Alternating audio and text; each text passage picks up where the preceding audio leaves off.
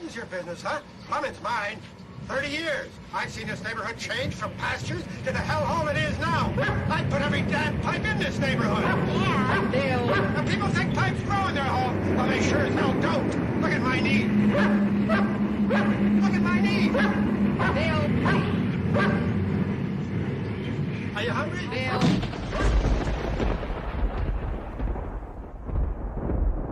Are you hungry? Because if you're hungry, you came to the right place. Actually, probably the wrong place. You probably want to go get food. Maybe go to the refrigerator or something. The refrigerator. If you were starving for knowledge, though, you came to the right place, because this is Nick the Rat Radio. And this is where knowledge comes to die. Let's open a beer. Are you winning, son? Now I am. Episode 300 and... Good God, I've been doing this for a long time. 300 and what? What is... Diane, what's the number? 327. 327. Well, Trey from Philly, I hope you brought some mayo, because you're going to get a lot of knowledge tonight.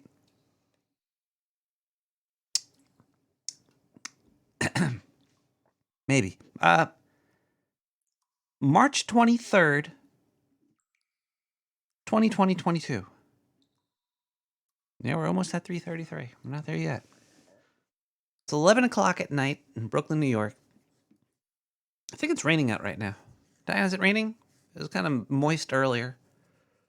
I do like when it rains in New York.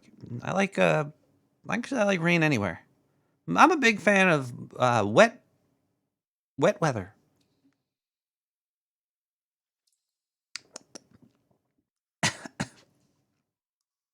Helps wash the blood from the streets. Last week was a little bad for my health. Let me just say that. I left the sewer to greet my fans, and I damn well got pancaked under some guy's foot. I don't know what was going on. All I know is that my lawyers have told me that I can't talk about certain news-reading aliens. So we're not going to talk about any news-reading aliens this week, no matter how much of a scumbag they are. Okay? Thought I'd just get that out of the way right now.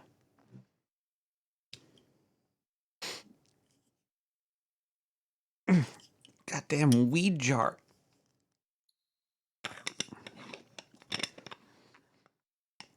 So I was pretty much unconscious for past week or so. So tonight we're just having a live call-in show. Whatever the audience wants to talk about tonight, we will talk about. We're not going to open the phone lines just yet, right, Diane? No, we're not. They're going to open up a little bit later. But tonight, even the chat, I'll take questions and whatever from the chat. Because, goddamn it, I had no time to do any research this week because I just woke up from a coma. I'm surprised I'm alive. I was physically pancaked. I had Timberland backwards across my whole body. It was very disturbing. Word of advice to people, don't get stepped on. And before I get into the show, maybe I should start taking some medication. My doctor prescribed me some medication here. Hold on, I have to grind this medication up first. I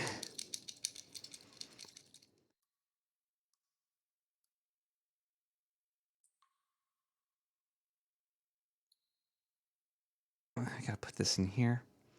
This is exciting radio right here. I guess while I'm filling up my pipe with medicine, I should inform everybody that if they would like to watch the video of this live show happening, you can go to twitch.tv/bigmilkymoneymakers.com.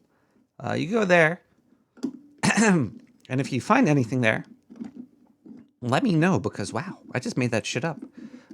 You could also go to the No Agenda stream. I'm also on the Nick the Rat radio stream. There's a lot of streams out there, and I'm just one of them in the big sea of streams. Okay, let's get this going here. But we will, other than having an open lines tonight, talk about anything. Anything. Hell, I'll talk about religion and politics, which I never talk about.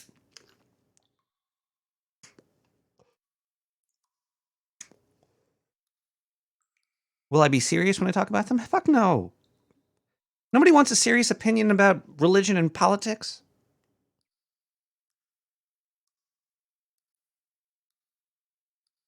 There's always like a 50-50. You're going to step on a goddamn landmine with that. Like, hey, what do you think about this thing? I think this about that. Well, I think you're wrong because I don't think that. Or if somebody's going to think that you're right, or somebody's going to not know and then think that what you're saying is true. I don't need to fucking get in people's heads. I don't want to be an opinion maker about things that shouldn't fucking matter.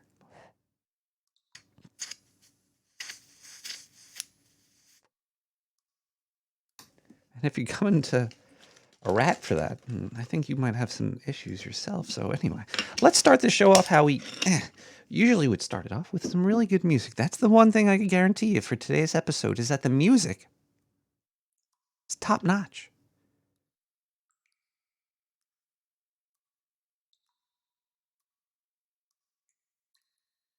So good this week. I actually think there's 10 songs. Usually there's a 9-song limit. This week I went 10. Let's start off with Nikki DeJaffe, Atmosphere.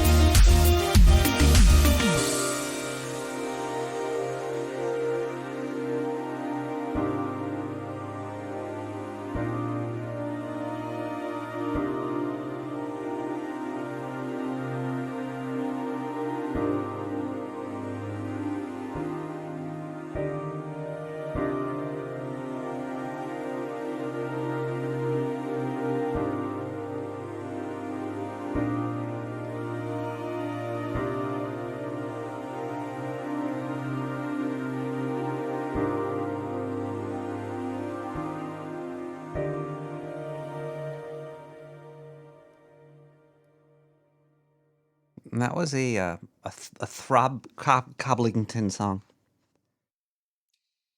And Trey, you're right. Life is a present. For now, be present for the present.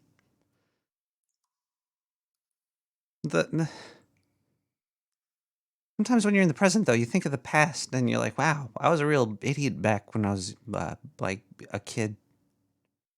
But then you start thinking about it, and maybe you still are an idiot. It's very scary, actually. It's like, wow, I can't believe some things that I did when I was growing up to people, or even to yourself, or just thoughts or feelings you had, or things you missed out on, or things you didn't do. And then you have rag rats, and then today you're wondering if you're doing the same stuff you did back then, but you're not going to know it until you're like older. So it's fucking scary.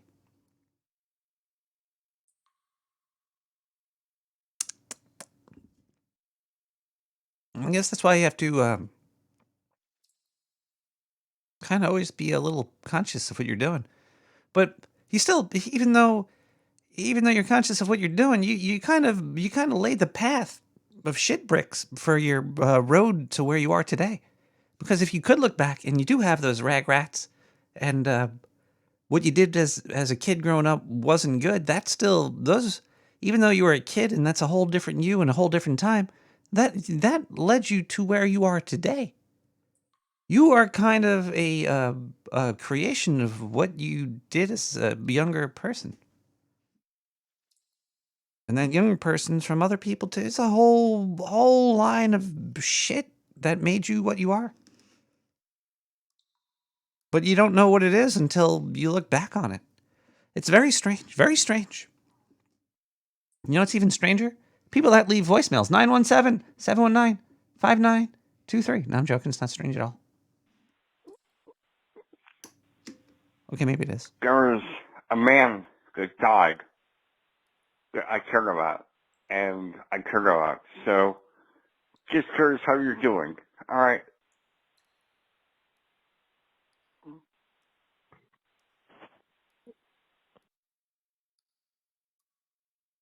Death, too. Fucking sucks.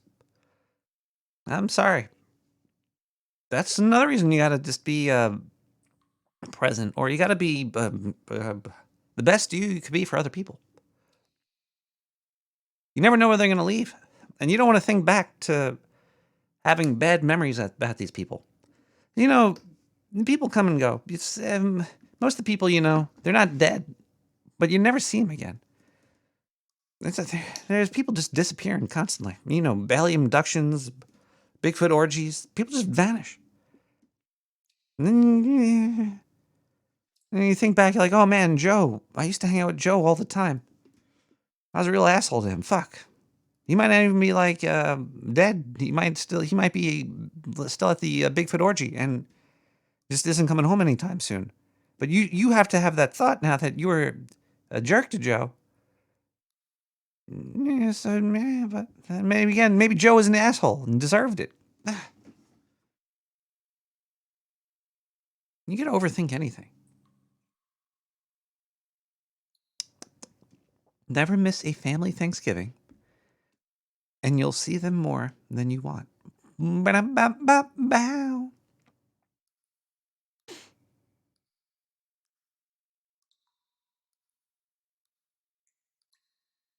Family.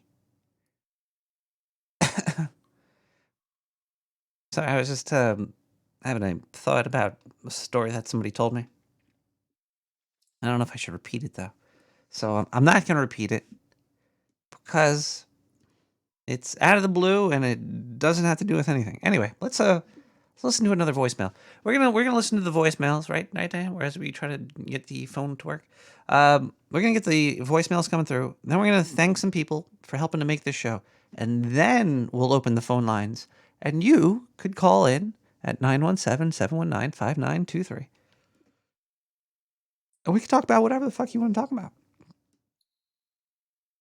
This is kind of like one of those. I'm kind of feeling like this is like one of those help hotlines.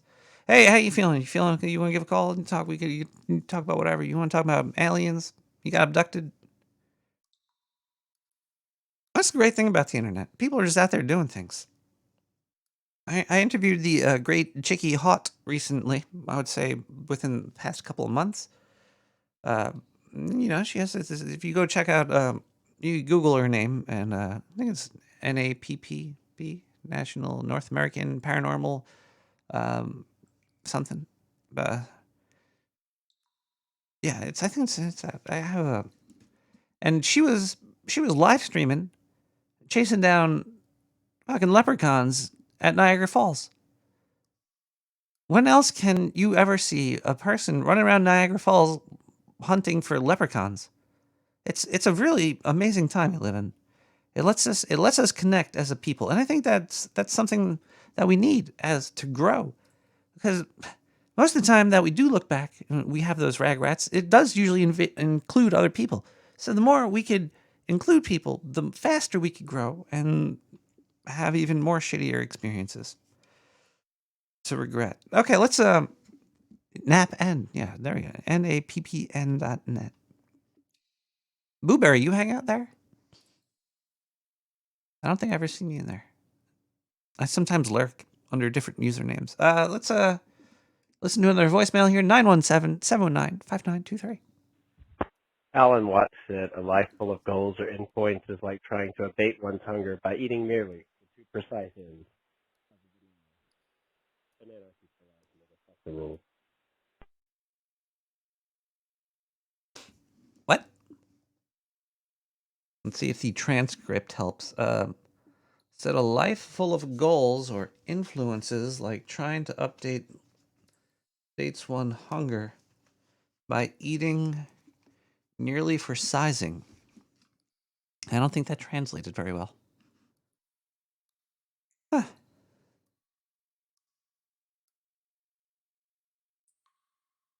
You did 2 of the call-in deals? You called in? There's always like a live chat room in there. You could hop in and talk. They get a little raunchy in there too.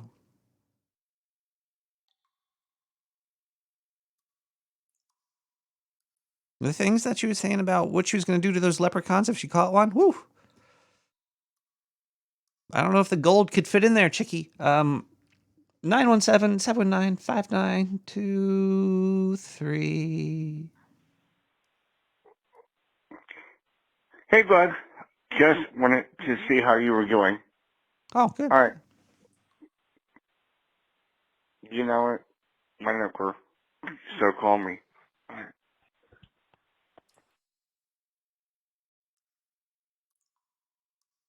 It's not how I don't call people, they call here. It's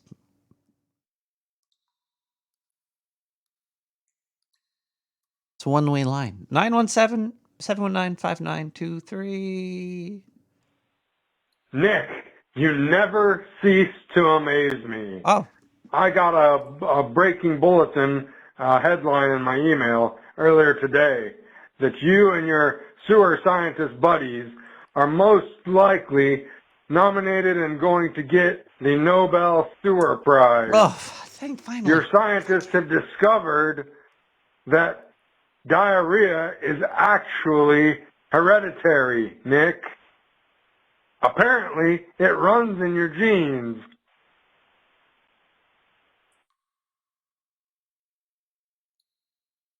I wish you were a live caller so I could have hung up on you.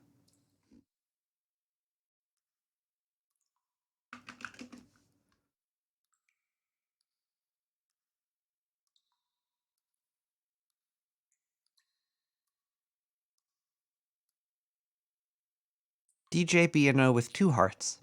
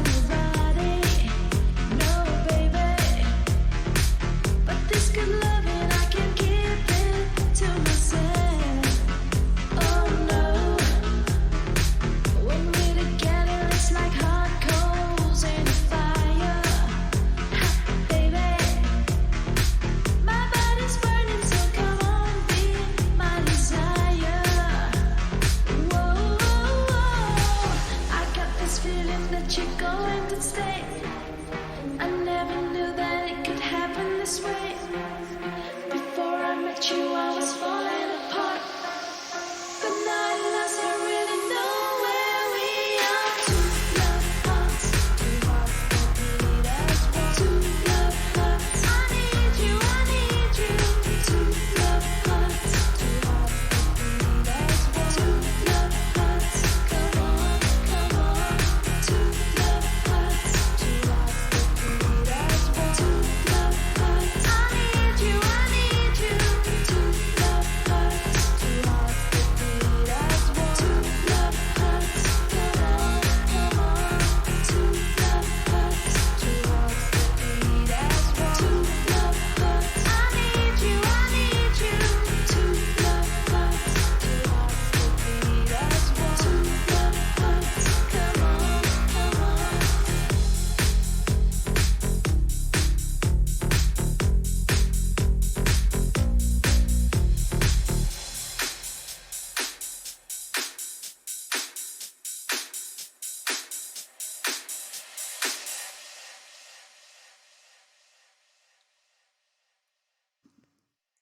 Hi, everybody. Let's thank some people. If you want to donate to the show, you could send mail. You could send actual physical stuff to me. At a P.O. Box, what does it say here? I don't even know. P.O. Box 90549, Brooklyn, New York 11209-0549. That's not needed. And you write it out to Nick, you know? Nick, you can put Nick the Jerk. You put Nick anything there, pretty much. It'll come to me. I'm mostly sure. I think I know what these are. I got this letter opener. Let's see how this letter opener does.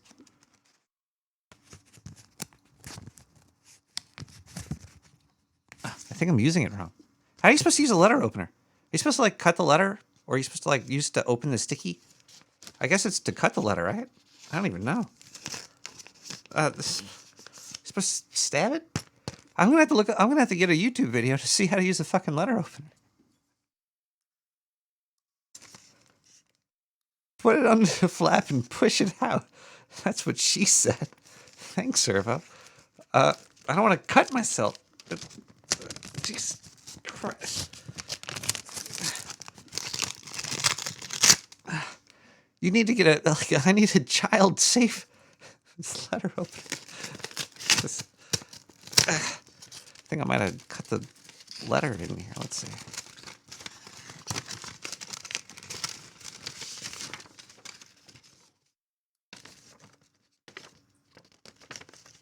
Wait a second. This is a check from my doctor, Sir Mike Roch, PhD. But this doesn't make sense. Usually it's 0.42. This is 0.33. Chargeback Bitcoin multipliers. March 14th, 2022, 33 cents. Void 90 days after issue.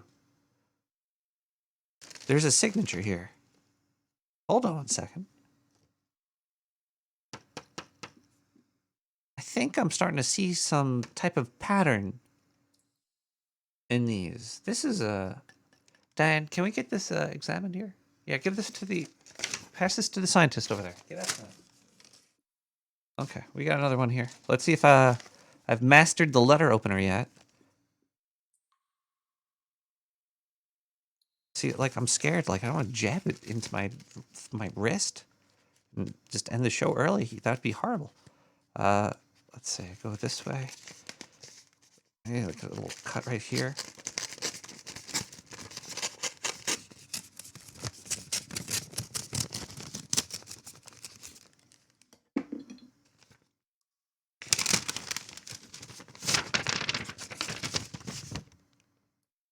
Charge back on sewer scientist. 69 cents from March 9th, 2022. Charge to 69.33. No more 42. Keep my eye on you, doctor. All right, let's get this examined by The cops. Give that to the police.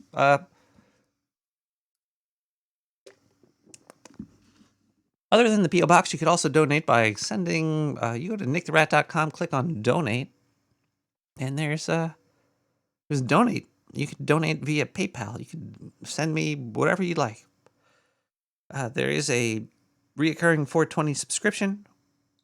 That's just because I think maybe $1 an episode isn't so bad, but maybe it is. I don't know. Is this really worth anything? I hope so. Worth something to me, goddammit.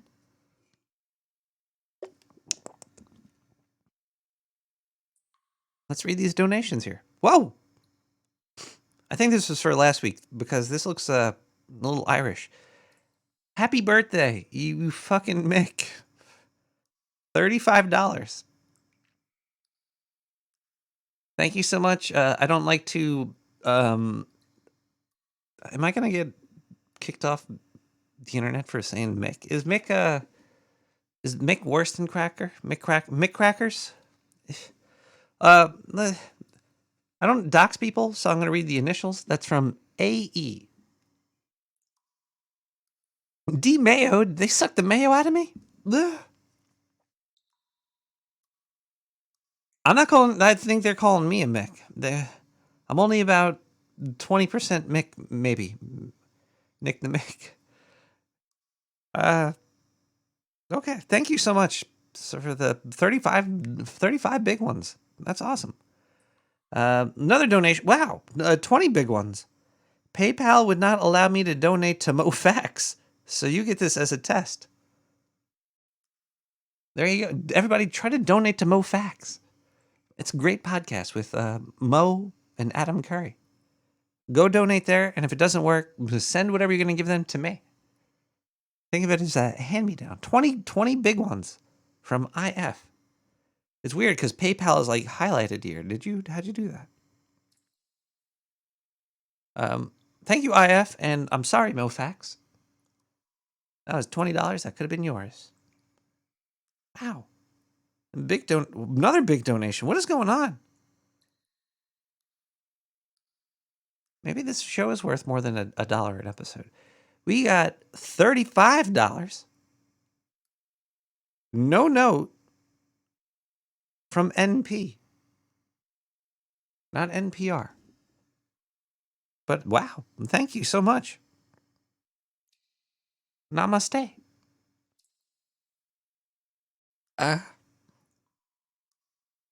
LLC with 420. Thank you so much, LLC. LLC has been a long-time contributor. And they finally have come to their senses. Thank you so much, LLC. MA. 420. Hold on 1 second here.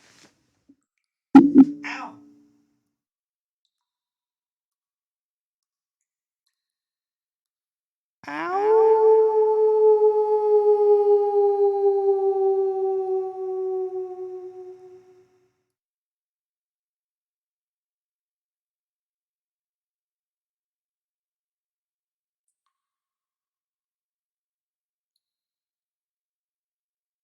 JF with 669.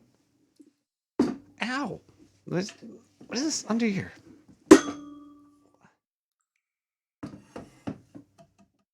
Don't know why that was down there. Covered in spooge. 669 from JF. Thank you so much, JF.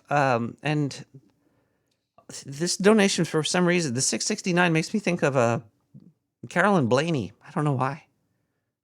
And Jonah Fletcher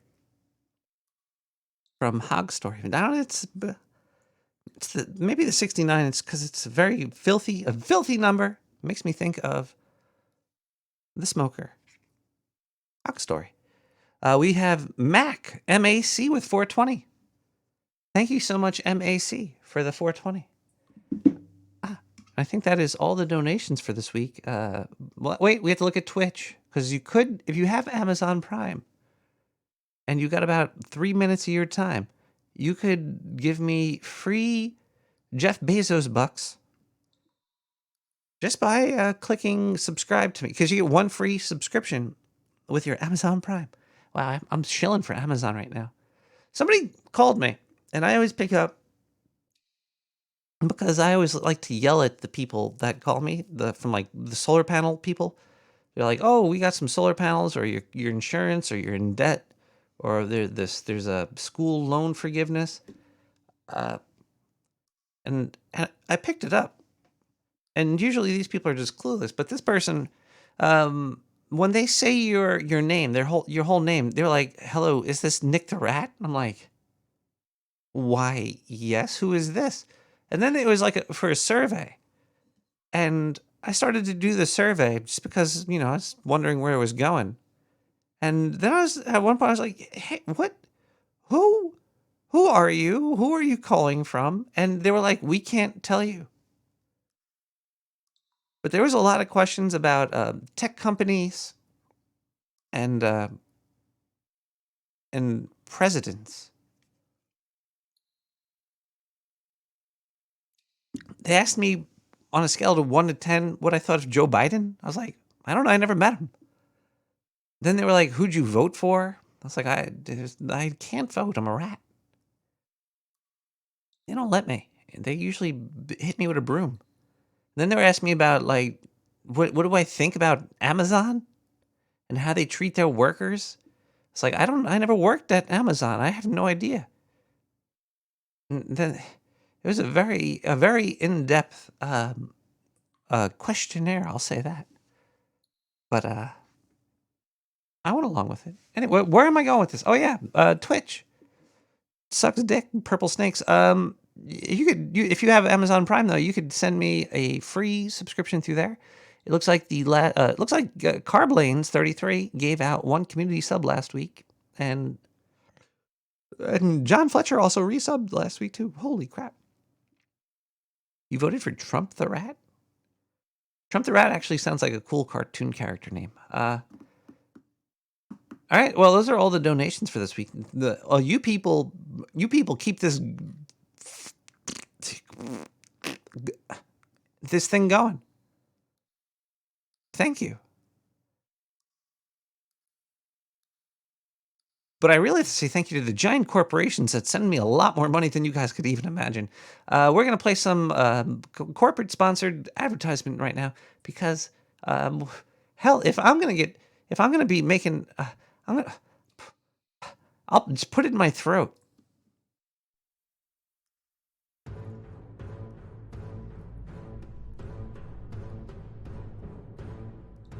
Life can be hard. Sometimes events happen that can't be avoided. When the nightmare becomes real, embrace the fear. When you are feeling down, bring others lower than you. It will make you feel like $1,000,000. For you, we have the Big Book of Curses for Dummies. Did you lose your job? Curse and kill your neighbor's loud dog. Are you overweight? Curse and infect leprosy on a famous person. Or are you just feeling sad? Curse deathly smelling flatulence on an ex-lover. Why feel bad when you can easily float to the top using the Big Book of Curses for Dummies? Order yours today for only $69.99 on the Dark Sewer Network. Oh yes.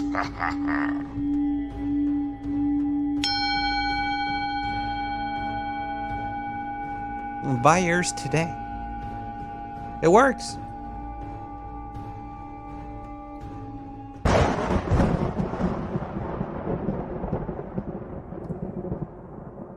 I made some bad tapioca last week, and I was feeling pretty bad, so I whipped out the big book of curses. I pretty much caused like a 10-car pileup on the highway. And I got to watch it happen, too. The book works really quick. I was watching the whole thing. I totally forgot about this tapioca. It's order today, pretty much. Go order it today. Also, this show, we listen to a lot of music here. And I like to promote music. I think music and art is culture.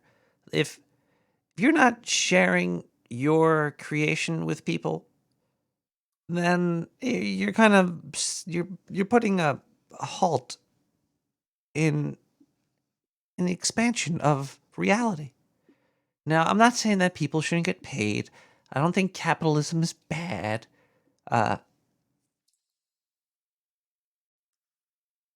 But people should just give this stuff out. Like, everything should almost be free. And then if you enjoyed it, people will pay for it. People will give to you. Kind of like this show.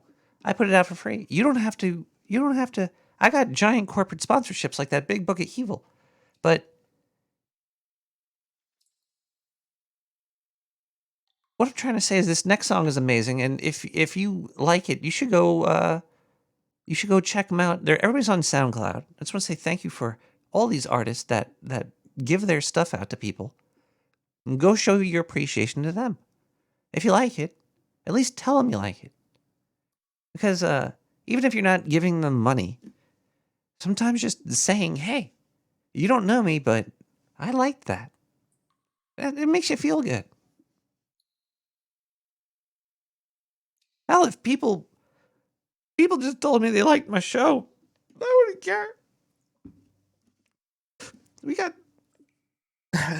this next artist is but he's been on the show before. I think it's a he. I don't know. But this one, just give it a minute.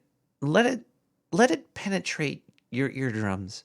And after that, we're gonna be ready for open lines. We got 23 Odd Cats with Primal. Now this is a primal song. Right? I don't even know what that means. Anyway, enjoy.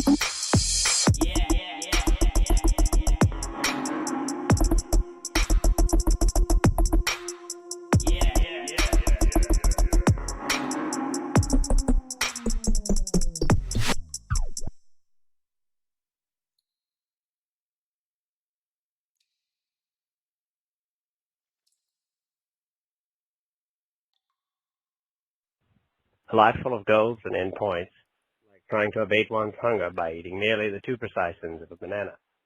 The concrete reality of the banana is, on the contrary, all that lies between the 2 ends, the journey as it were. Furthermore, when the time and space between destinations are cut out, all destinations tend to become ever more similar.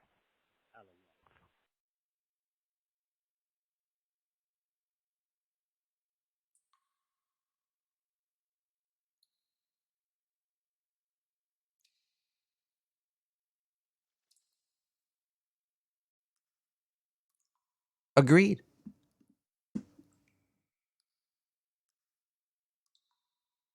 Yeah, Key and Peele are pretty amazing.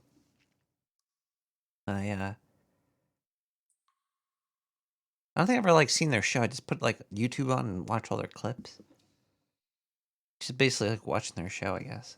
And I would say they have a very good success rate with their skits. I would say out of every skit that I've watched to theirs, I would say about like 90% I've enjoyed. Very, very, very good.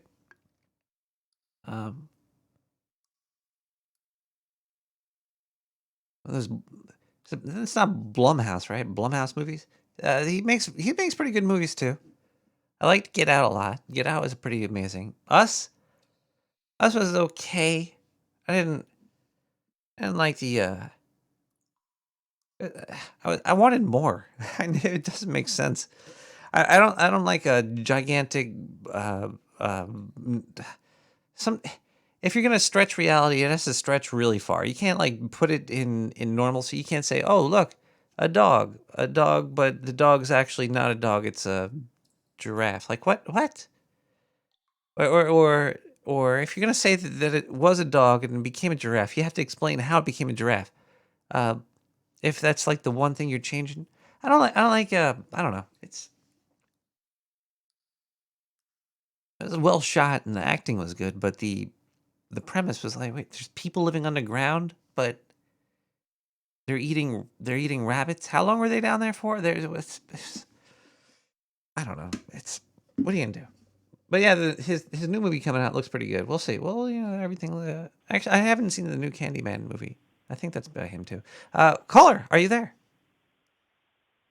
This Candyman a horror movie? Like, wait, how did I say that? Did I say that right? You don't know Candyman? No. Really? Wow. Thought that was Uh-uh. like a cult. I thought that was ingrained in culture. It's the Oh, dude yeah. with the hook for a hand. Forget his name. He talked loud. He was on Star Trek a couple times too. Forget his name. Oh crap.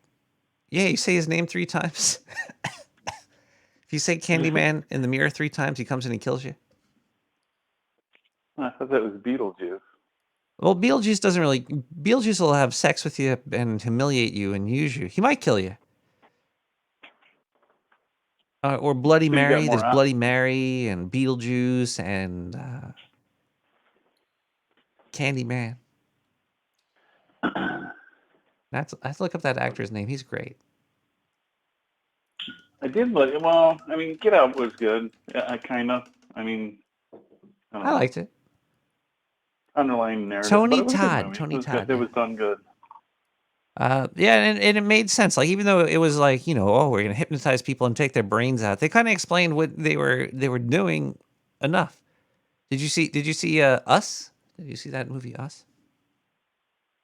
No. Oh no. I know what you're talking about too. I'm so far behind on like trying to catch up on like everything that I want to watch. It's overwhelming at this point. You don't have enough time to sit down and and watch something. No, not really. What do you do when you eat food? You don't watch the glorious idiot box while you're eating. 90% of the time I'm watching Jeopardy on a weeknight Jeopardy. while I'm eating. Jeopardy. But how could you answer any of the questions on Jeopardy if all you watch is Jeopardy? Because I have a thing called the internet. Oh, yeah, but like, what if whoever's hosting it is like, the main plot line that didn't make any sense in the movie Us. Oh no, there's a lot of stuff that I don't get. I mean, there's stuff beyond that you're like, how the hell do they even like French, like 12th century French poetry? So what about And you're like, Jeopardy? who the hell knows that? And then people start getting the answers right. And you're like, wow. Do you watch Jeopardy for the contestants, the host, the questions, the competition? What do you like about Jeopardy? It's more of a time-honored tradition kind of thing. Because I think I've watched it since close to the 80s. So it's just something that's kind of like what I was talking about earlier. Like you don't even know why you're watching Jeopardy. You just did at some point, and now you do too. Yeah, and I mean, I enjoy. I mean, it's always fun topics that you know that you get like everything on. That you do get that little hit of dopamine. Like, you feel wow, special. I am really smart. And then, like the next category, you feel like you're dumb. Do you call all the answers out? Like out What's loud? that? Do you when you watch Jeopardy? Do you No, go like, not when I'm. what is dog? Not when I'm alone. Oh, when you're with people, you do it. Yeah, if I'm with if I'm with family, because usually it was always something that we sat around and watched. And you would all Jeopardy scream out together. the answers. Would you scream out wrong answers too? Yeah. Oh yeah. You scream out stuff that's like stupid, like funny kind of stuff, that didn't even make sense when like you knew nobody was gonna get it. What is I know the answer? The one time when I was I was staying with my dad, and the TV in the bedroom that I was staying in was like I don't know, like 6 or 7 seconds ahead of him, and I was getting answers right, like left and right, because my TV was faster than his, and I was calling him out down the hall, and it took him like, he's like, because I remember like a couple times he would like come down and it's like, man, I can't believe you really know all that. Wow, you really been hitting the books hard and whatever. And you should have been like, Dad, it's because of you. No. After about 3 weeks, he had come down the hall and was standing there, and I didn't realize it, and I was calling out the answer. And then he's like, "You son of a bitch!" And I started laughing, and then he started laughing because he totally got the joke because it was kind of his humor. So he was like, "My son's stupid. Thank God. He doesn't know all these answers." Thank you, Jesus, for my dumb son. Because if he knew all that shit and I don't, then that'd be I should know this stuff, not him.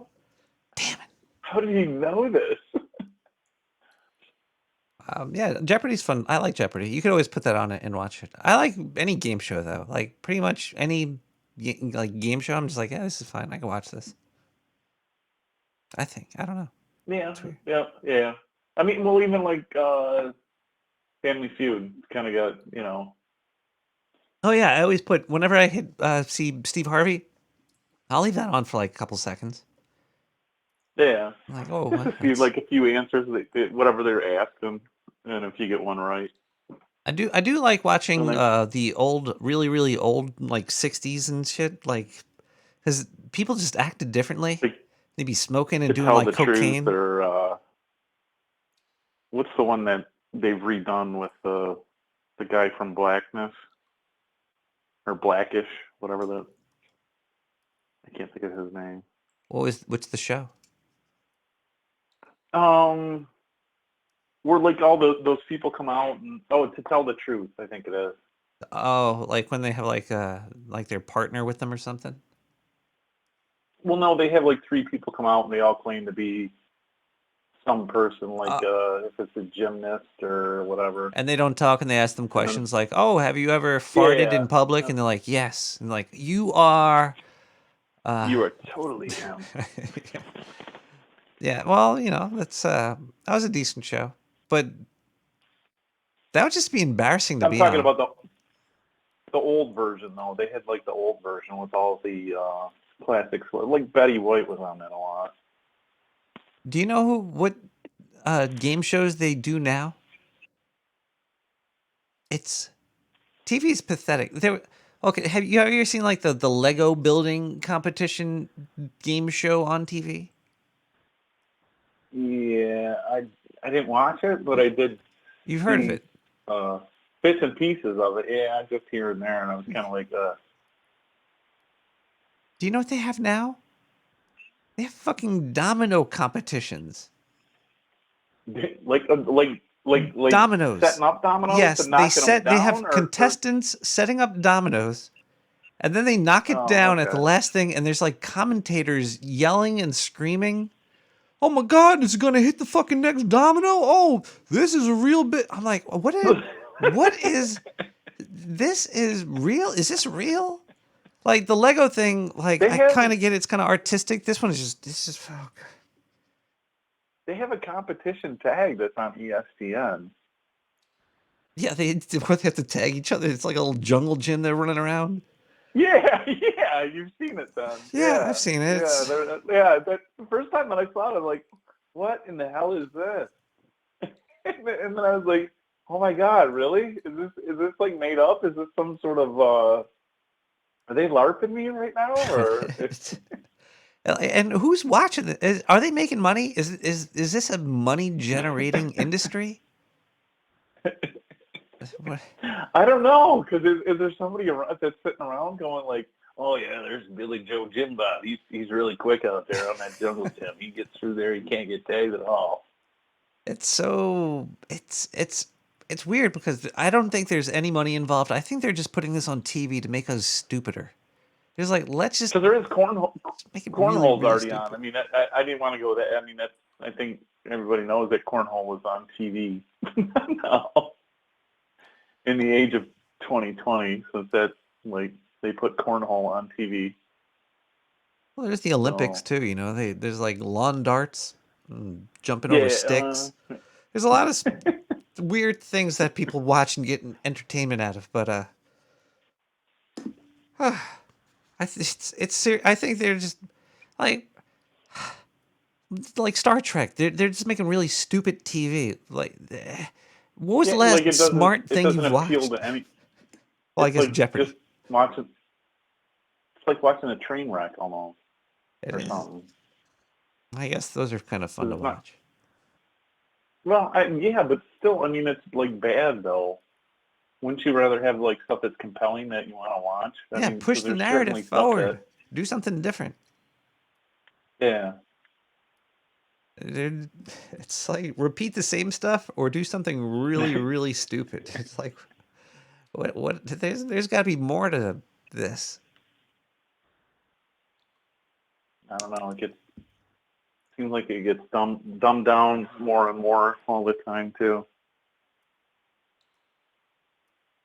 Jeopardy. I was watching I still do like it. The Where in the World is Carmen Sandiego? I was watching a special about the TV show. That show was crazy. It was it only was on for a couple seasons, but they would make like 60 episodes within 3 months. Because they sold it to PBS, and most of the questions in the game are all wrong now. That's why they don't rebroadcast it, because maps have changed. Because like they're like, where's the USSR? Oh, there it is. Okay, well, if that doesn't exist anymore, so so the show is no longer valid. But it was that was a fun show. How many episodes and how many months? I think they did like a crazy number in a small amount. I said 60 in 3 months, but I think it's 3 months. Wow, that's crazy. It was a very fast and frantic production line. I don't know how I can look that up. I'll look it up later. I'll tell you later. Next week, I'll tell you for sure.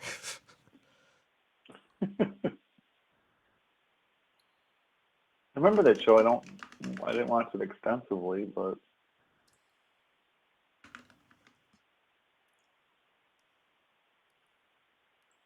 I knew somebody that was on it. Really? Yeah. I don't think he won. There was a very small percentage of people actually won, but I knew somebody that was on it, and they showed me the video clip of it. Like, that's funny. Have you ever been on a TV show?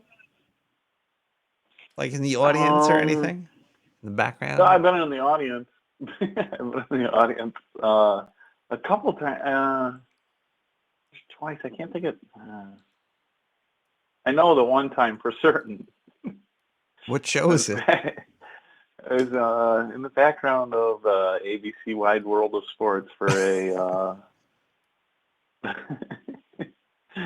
a PBR event, a professional bowlers tour event on ABC Sports. Can you believe they have people on TV rolling balls? They take balls and they roll them. Yep. It's crazy. Yeah, hit the pins. And I was in the background in the most uncomfortable sweater that I've ever had in my life. Really? And it was itchy and nasty, and my mom made me wear it to go there. You were in a itchy sweater at a bowling event. Did you get laid? No, not at all. I was probably hitting puberty right around then. I don't know. But yeah, I was in the back. You could see me every once in a while when the camera would pan. I'm gonna find that. Because they had it on clip, like a tape delay. There's a tape delay, and they were giving you Jeopardy answers weeks before the question. Feeding me them week before. What was whatever that big game show scandal that they talked about? That everybody talked about of like the 50s or whatever. And they made the movie. He was like CIA. Yeah. I don't know. I think that was all bullshit. Have you ever been on a television show? I was on This Week in Tech. Is that a TV show? Who hosts that show? Leo Lesexport. Oh my God, the dude that showed his junk? Several times. I was also you probably have never heard of this, but the Steam Pipe Alley show. How many episodes were you on? Because I used to watch that show quite a bit. I don't want to sound like an asshole, but I don't remember you on Leo's show. It was an April 1st episode with John C. Dvorak. What did you talk about? I was just there. And John brought me in front of the camera. Oh, okay. He's like, "Oh yeah, there's an artist here, Nick," and he brought me up, and I was very nervous. I was like, I didn't know this was happening. I was just coming to see the show to say hi to John. And then he dragged my ass on there. You weren't the eye candy for the audience? Oh yeah. Leo dick pic. Do a little pirouette up there. Have you ever heard of the Steam Pipe Alley show? Or is that just like very unheard of with Mario, not Mario Lopez, there's some other Mario. A very flamboyant Mario. Mario Cantone. I think that was it. Yeah, but I never saw the show. I know who Mario Cantone is because he used to do pieces on what was it? It was that night that like late show that made fun of all the morning talk shows on like E. I can't think of the name of it. They had like multiple hosts. I know Greg Kinnear hosted it at one point. Talk Soup? No. Yeah, that's it. Talk Soup. That was a great show. Yeah. I'm just looking at Steam Pipe Alley now because I'm like, what the fuck was that? That was such a weird show. It's like they were interviewing people. I remember the episode was on. There was Six from Blossom was on that episode. I was like, oh, there's Six from Blossom. Was that the girl that wore the weird hat? Oh no, Blossom wore the hat. Yeah, Blossom had the weird hat. Six was her friend. I don't know. She was. I wonder where she is now. But I'm searching. I'm doing searches for Oh, wow. It's already midnight in the sewer. Oh. We're 11 past. Wow, holy cow. Caller? Is there anything you'd like to say to the sewer chat?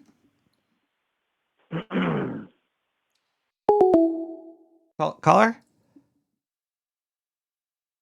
Oh, crap. Let's play Benjamin with a jazz guitar.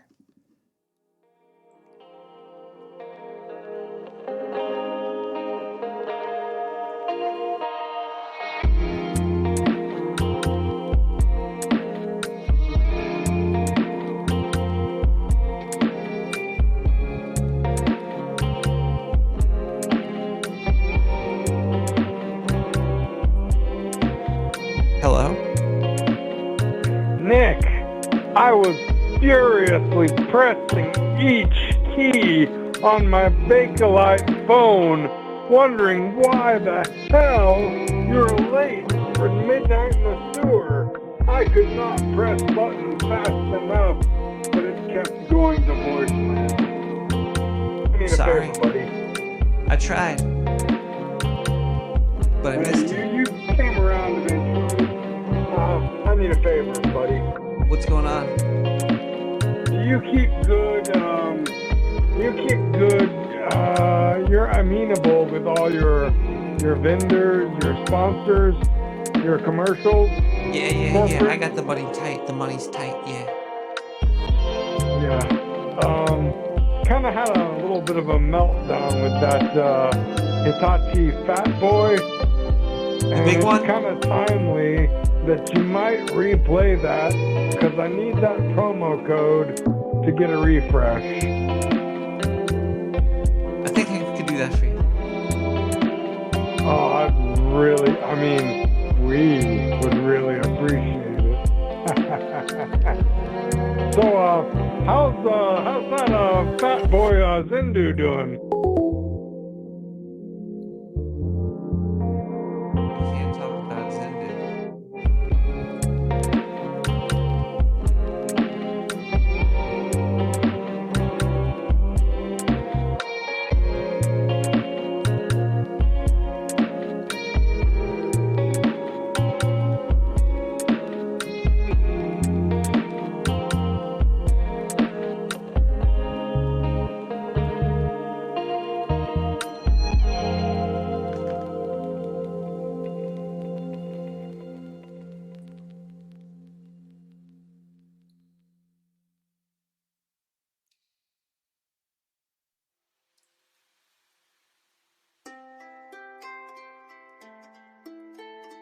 Are you performing any rituals this year?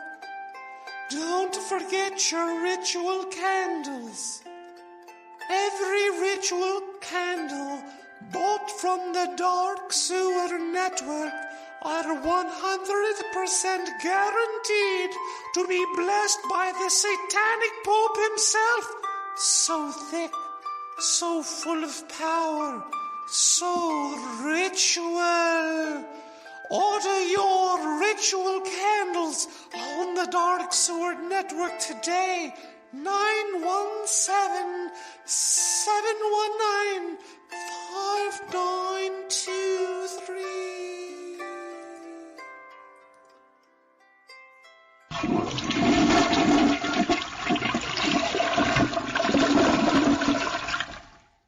Oh man, I actually cannot find the Hitachi Fat Boy. Where is that? Here's the Ninja 3 one, but how come it's not coming up? I can't. Diane, where is the promo for it? He is the most feared and powerful warrior. A ninja who breaks from ancient tradition and explodes onto America.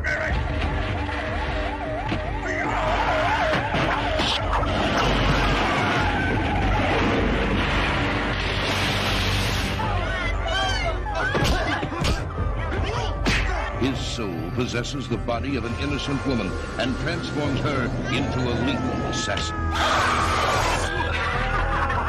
Who are you? I want to help her. Her only hope, the Master Ninja.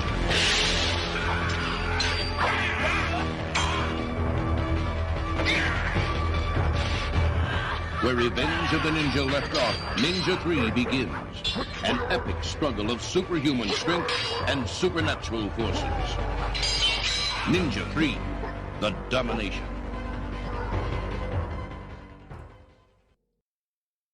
Nah, I can't find it.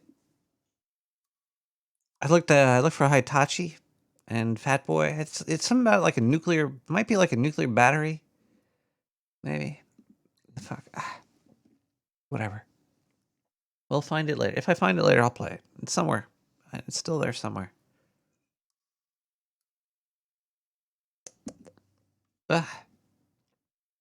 Coors Banquet. Coors Banquet. There's a lot of Coors Banquet in that Cobra Kai show. That show's got to end soon, man. Actually, I think it's already over after this. How many times get kids get in a fight? It's very repetitive. It's entertaining, but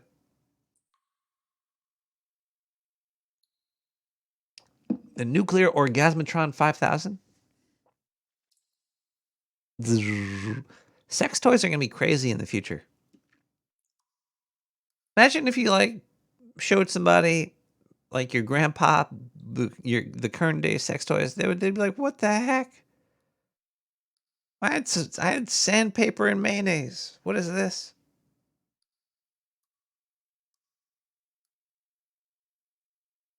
And I can't wait to be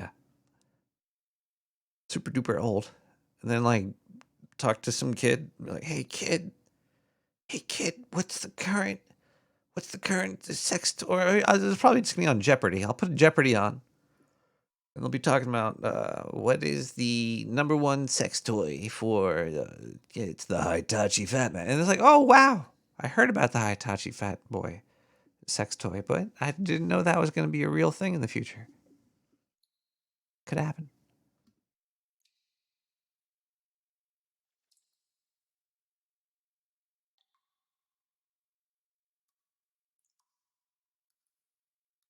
Time is coming for you. I was gonna go see a movie, but I was running late, so I couldn't make it. Gonna see the Cut, I think it was called. I think it's about some Moyle. I don't know.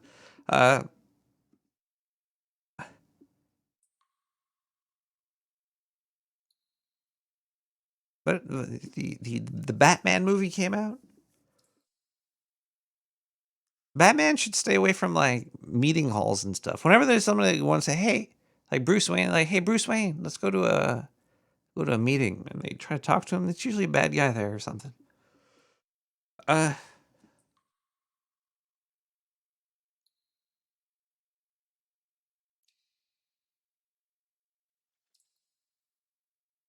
We could. You're burning beeswax candles. The Bruce is loose. We're gonna take a quick look through the old mailbox. If you email me at nick@nicktherat.com, and you put Gas Blast in the title, I will read it on the air. Gas Blast. I sometimes like to open up the sewer valve and let the gas blast right through. It's just, it's late at night. We could do that. We could see what's coming through the tubes.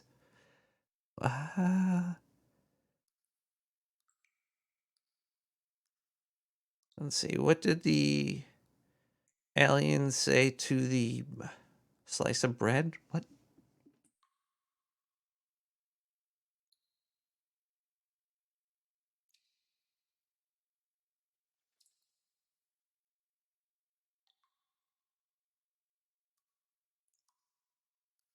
Let's listen to another song really quick. Well, I'll be right back. This is Mr. Excellence with Yellow Flicker Beat.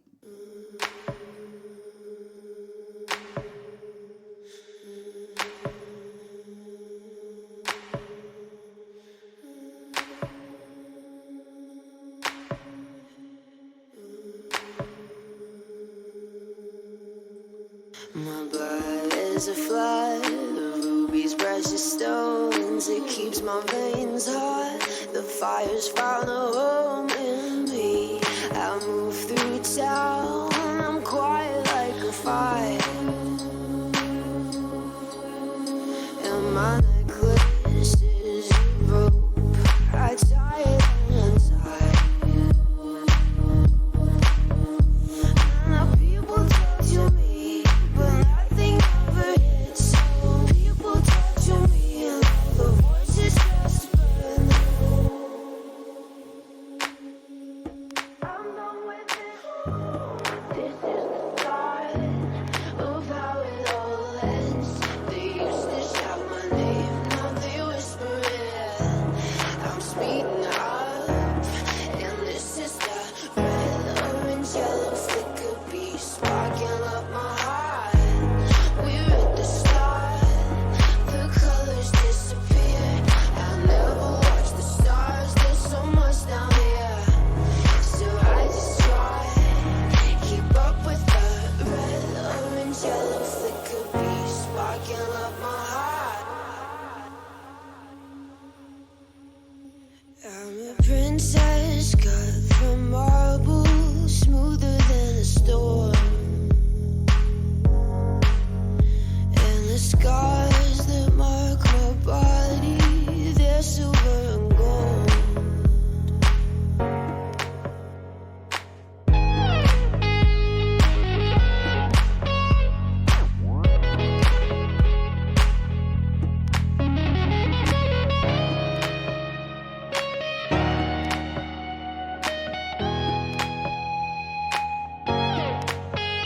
And my necklace is a rope. I tie it and untie. And the people talk to me, but nothing ever hits. People talk to me, and all the voices just burn.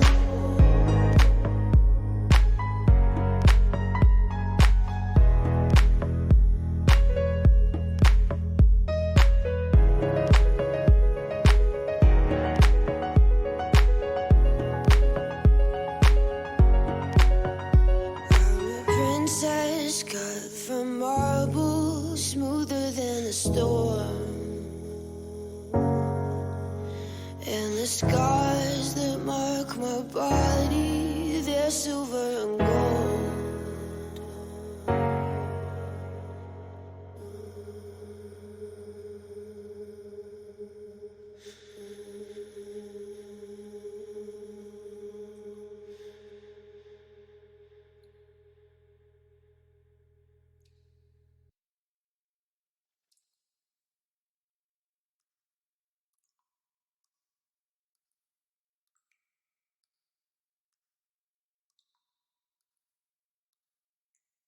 Stuff is popular sometimes, you know. Why is it popular? Why do people like it? That's what art is, a very strange thing. Like when you, it's it's also work too. Work and art. I'm gonna try to describe my thought right now. I'm gonna probably fail, and it's gonna be horrible. But especially with like computers and technology and tools. But there's an easiness to create stuff. Now, if an artist could create something easily, does that make it bad? I don't really think so. It's uh the woo boo boo woo boo doo. It's got a certain feel to it. It's a cheap tool, but she uses it well. What did she say? I don't even know what she was saying. Does anybody even know what the hell was? Diane, can you give me a? But that was also like a remix too. That was like somebody put a beat on top of it and probably redid a whole bunch of stuff. But it's like there's filters, there's effects, there's easy ways to do everything. But it depends on how you put it together and if it's insulting or not. I guess anything could be insulting to anybody. I don't know. My ears are full of mayo.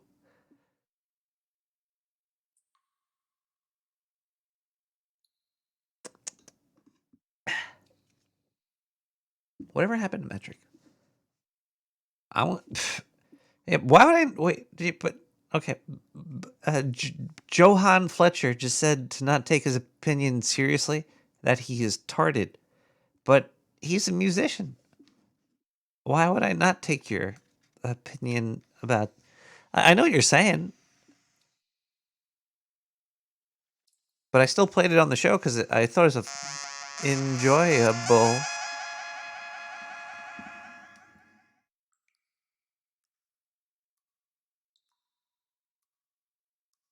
Call her. In the smoker, or in the sewer. Wrong call. Sorry. This is the smoker.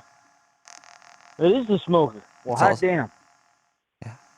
So, you know about Moore's Law, right? The more is the better. Yeah. But, so computing is supposed to double in processing power every couple years or something like that. And transistor size shrinks. Well, I'm sure there's a pill for that. But I was wondering how that kind of affects society if processing power is able to double at such a significant speed and double and double. Like, how do algorithms work? Do those just get significantly better? And are we forced to... You could just do more algorithms. It's just more processing power. You could crunch numbers in parallel more. But what do you do with the numbers is what matters. It's like the tools. Like, we all have hands, right? I've only got two hands. I haven't doubled up on hands yet. Well, you can't double up on hands, but have you ever went to a museum and looked at like a marble statue or something? Yes. Can you do that shit? Maybe. I don't know. Some people have. And what do they use? Two hands. Yeah. Well, and they had cheap-ass chisels and little blocks of wood, and they also had a lot more time.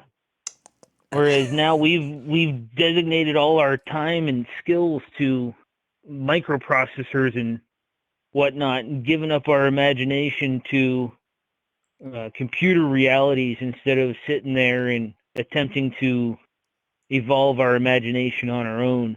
I think it's and expanded build our something imagination. out of that. I think there's more in control over the imagination, but it's just another tool, and it's a very fun tool. And people are just stupid. People have always been stupid. Just because there's a lot of time back in the day, they don't tell you about what the stupid people were doing back then. They only tell you about the guys that made the statues because they had a lot of time and they did that. But I'm sure there are people doing horrible, disgusting things. Yeah, probably. Those guys wouldn't make the history books because they didn't know how to write. So, it's you got something out of that.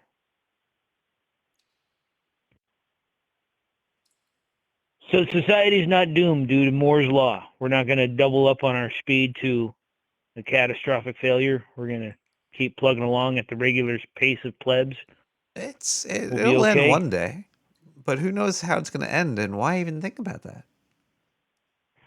Well, I don't think humans are going to end it. I think being on this giant space dish floating through the ether, we got giant space rocks that'll come down and treat us like the dinosaurs. There could be like a new hybrid frog that kills us all or something. Who the fuck knows how we're gonna die as a species? You're gonna die one day. Everything. I'm still in denial on that. The jury's still out. I'm working on this. You're calling from Egypt? This life potion. That's a weird number. No, fuck ancient Egypt. I'm a part of the new Egypt. Yeah, but you said denial. I haven't decided what the flag looks like yet, though. Make it check like one of those PNG, like when you have the transparent backgrounds. Make it the transparent background texture. Oh, that's pretty smart. I think we can go into business. We've got ourselves a business ahead of us. You can employ the dark sewer scientists, and I'll work on the marketing of this. What's And the idea? we can march across the land and take it for ourselves. How do you think it's going to end? Is it going to be a computer glitch, asteroid? Well, if it's a computer glitch, the Matrix will just blue screen of death, and we won't even know. But as far as humanity, unless it's the super radiation of the sun that blows up and takes us out, That's going I to don't happen. see humanity dying. Not up until that point. Humanity has survived a handful of other catastrophic events, bringing us down to a mere 1,000 or so people, and we've Noah's Arked our way out of that situation a handful of times. So, yeah, not until the sun explodes will we be gone, and hopefully some of us will have built star destroyers and gone off to a galaxy far, far away and populate other planets. But then you start watching TV shows or whatnot called like Europa, where we sent people to one of the moons of Jupiter and we found some crazy fucking alien and the whole space crew died. That was a terrible movie the way it ended, but it was exciting to see science. People aren't willing to sacrifice themselves for science the way they think they are when you watch a movie like Europa. Do you have a vehicle of any type? I've got one or two. Do you name them? Do you have a name for your vehicle? Yeah. What's the name you use for your vehicle? I've got one that's called the Tramp. The other one goes by the Coochie or the Living Room. One is named Barb. Wow. I've had the wife. I've had the girlfriend. And there's been a couple that haven't had names. You've named a vehicle the wife and the girlfriend? Yeah. You should see what women say when fucking you tell them that those are the names of your cars. Holy shit. I'm gonna go take a ride in the wife. Oh, well, the Suburban that's the Coochie. Everybody get all up in my Coochie. I'm going for a ride. But we need to get you a boat. Take the Tramp around. I have a boat. I just haven't named the boat. I don't want to break a champagne bottle on the side of it. Probably sink the damn thing. We could probably come up with a good name for a boat. Let's see. What do you do on a boat? You take a swim? You don't take a swim. You take a float? Well, it depends on the boat. I've got a raft. The raft is for floating. The aluminum fishing boat, that's for fishing. And I miss the days of friends having pontoon boats. Those are the boats where you get the lawn chair out. It's got the green AstroTurf on there, and you just putz around the lake or the river all fucking day. Okay, I'm If getting you're some lucky, from you get a putts and sunshade on there. pontooning. The poontang pontooning putt. Let's go pontooning on my poontang. We call it the poontang? Poontang 1? Poontang 1. Does it come with women, or do I have to fish them out of the water? But you could. There's probably a couple down there. They might be a little bloated. Ugh. I don't have enough clothespins to pinch off the nose on that one then. Man, I'll find a way. When there's life and things are going along, it's not going to stop. It's going to keep going till something bigger comes and it covers you up. And then we got zombies that dig out from the underneath. Zombies.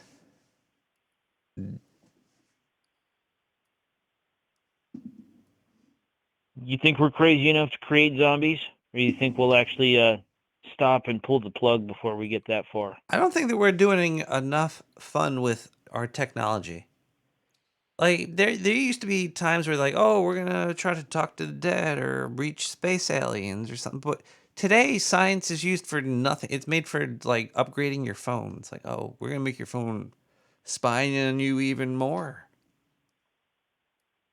Why Well, not? talking to the dead isn't a technology. That's something that's built within humanity. We have that skill and that ability. We just have forgotten it. We haven't been taught it. But We've wh- killed we off all our fucking witch doctors and replaced them with people in white lab coats. We should have new witch doctors. We should have much better witch doctors today. The money that we're spending is being squandered.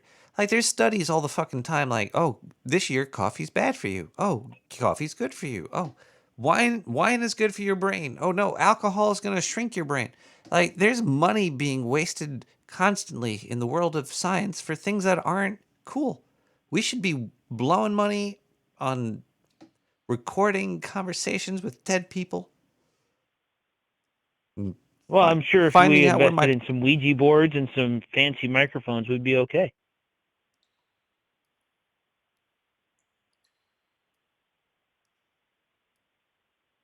kumquats.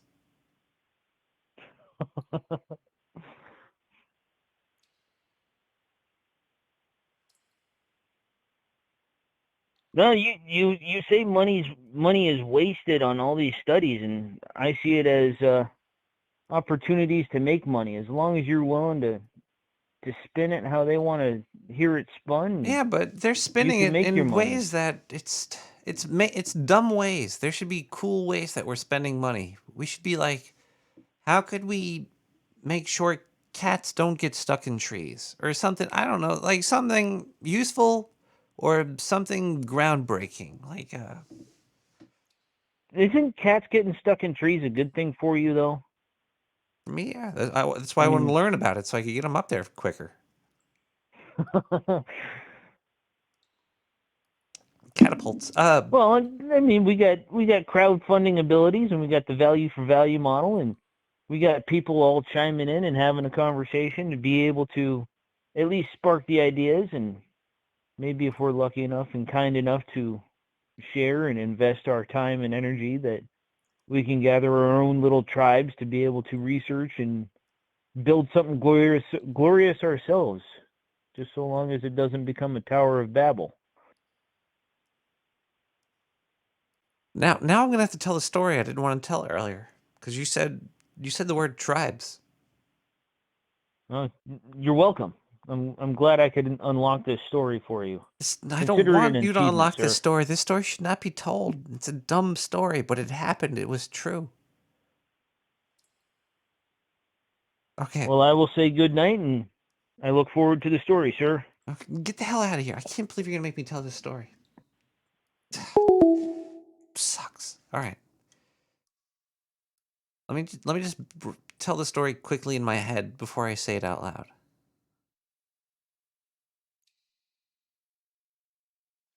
There was a bachelorette party, and one of the bachelorettes wanted to make a shirt that said like rat tribe or something. And then there was another rat that was part of the bachelorette party that was like, tribe is it's a spicy word. You might not want to put tribe on a fucking shirt. But there was a lot of Jewish bachelorettes in the bachelorette party, and they were like, but there's like half of the bachelorettes here are Jewish. There was Jewish tribes, weren't there? Okay, we're gonna listen to a song over here. Weird how people get edgy about you fucking living your life. Cooper Canal with When Johnny Comes. You better close your eyes, because, whoa boy.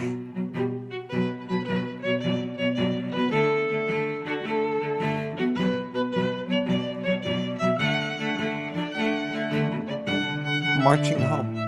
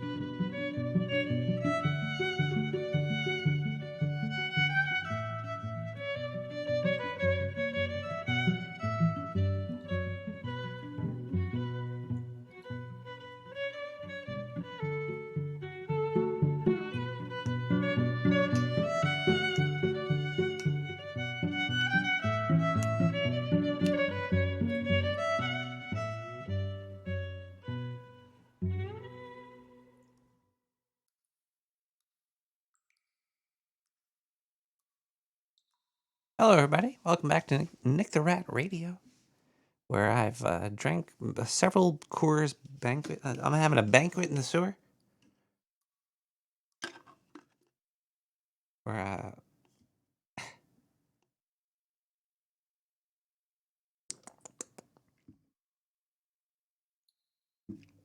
we got open lines tonight, talking about anything and whatever. Because hey, why not do that sometimes? You need a. There's a lot of time wasted, which is it sucks. It's a really bad feeling when you waste time. I feel that even tiny accomplishments are always a good thing. So I like to do little small things in little chunks. Pop, pop, pop, pop, pop, pop. It's little hits of serotonin, and I feel like I'm doing something, as opposed to not doing anything. You know, if you're not doing anything, then you're not creating. If you're not creating, then the culture is not coming. Caller, Hey, can you lower your what's rate? up? Can you lower your radio? It's off, I think. Oh, I have headphones on. Oh, you can know you, what? Hold on, there might be another screen playing. Yeah. Can you hear it? Wait. Let's do a test. Hold on one second. All right, we're good. Hello? We're good. Okay, good. I hear you. How are you doing now? You were talking about wasting time? Yeah. Yeah. Are you wasting time now? No. Because So it's good. You're it's in being good shape there, recorded. man. There's That's the whole thing. There's government recordings of this, so it's definitely not time. I don't know. I mean, I'm pretty sure this fucking rat at your studio is documenting all this and fucking publishing it. It's out of control. When can I talk to him too? I gotta talk to him about a few things. What do you need to know? Oh, is this Nick? No, it's not. I thought this was No, this is a screener. This a screener? It's a screener. You're the screener. It's a screener. Oh. Well, I had a couple of things. I wanted, he said we could talk about anything. And I was wondering what you thought about subliminal messaging. Well, we don't want to waste Nick's time with so like a topic that. What did you want to talk to him about subliminal messaging with? I'll just if it works, or like if any of the ads, like the old ads and stuff. Have you It's ever like given money to nicktheratradio.com? have I sent money? This sometimes subliminal messaging could work. It depends on if the audience is it's how well trained they are by the government or not I don't know. trained at all. I was listening to a Mo Fax show though, and he was talking a little bit about, programming. I think that's what you're talking about. You can program people to do things like donate money places. Also listen to Hog Story because it's a great podcast. Hog Story's good. Also, Mo Fax. Listen to Mo Fax. Listen to every, there's a lot of great stuff being created out there. Donate to... That Darren O'Neill guy, he's kind of cool. Darren O. Yeah, he's cool. He's super cool. And fucking Larry, people think Larry's uptight, man. I think he's on point. Oh, no, Larry is way cooler than Darren O.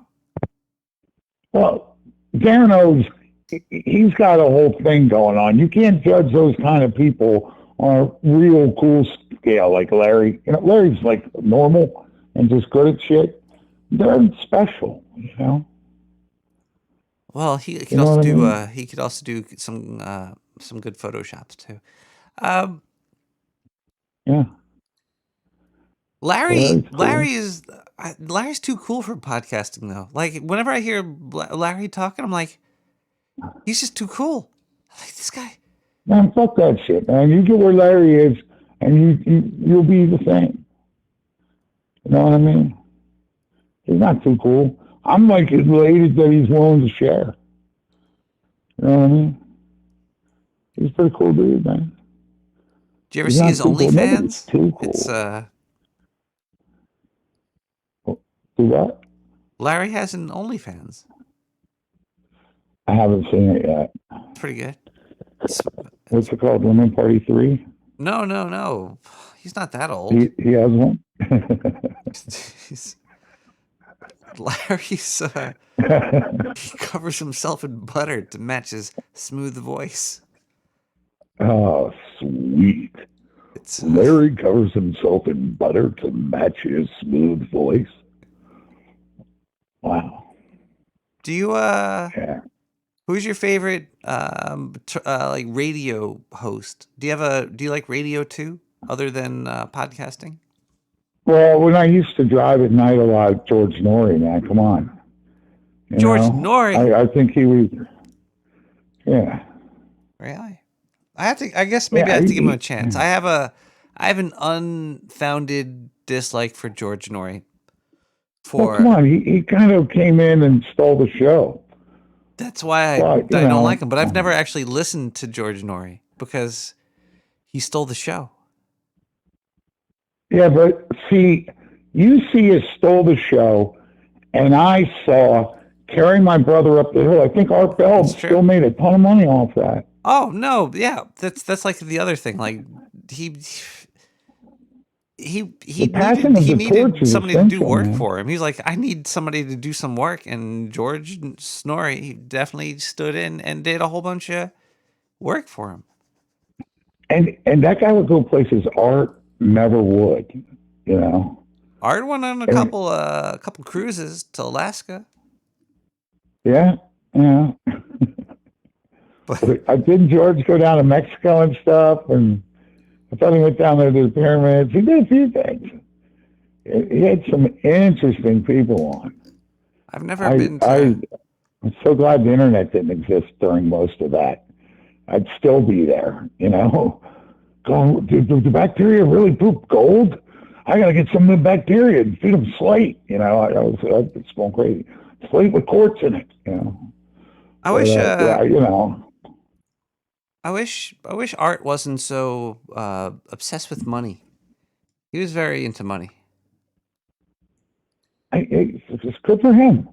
I know that was good for him, but I wish he wasn't up and send it out. However, good for him. Like he must have had FU money by the 2000s. I would hope.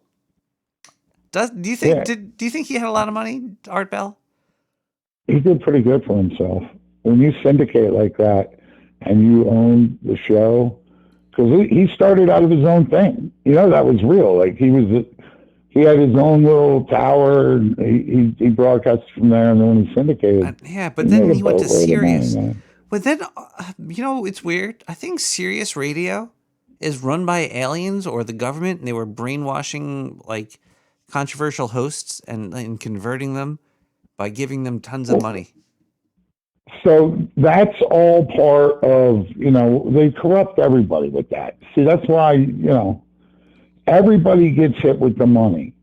And then the beast has you in its jaws, and it just chomps on you and chews you up like gum and eats you up and shits you out, and you end up in the sewer, man. That's just what's happening now, you know what I'm saying? Like Howard Stern used to be cool.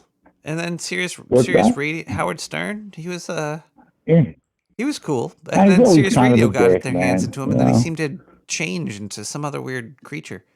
He was always kind of a dick, but everybody thought he was cool because he was kind of a dick, but and he just had interviewing skills, and he could probably read a lot better than me, but he was still always kind of a dick, He would just talk. I liked Howard Stern because he would talk about stuff that was just different. You'd be like, oh, he's saying different things. Okay. Yeah, now he wants people put in jail for what they say. I know, now he's saying fuck that guy. Well, yeah, because and the change happened with Sirius Radio.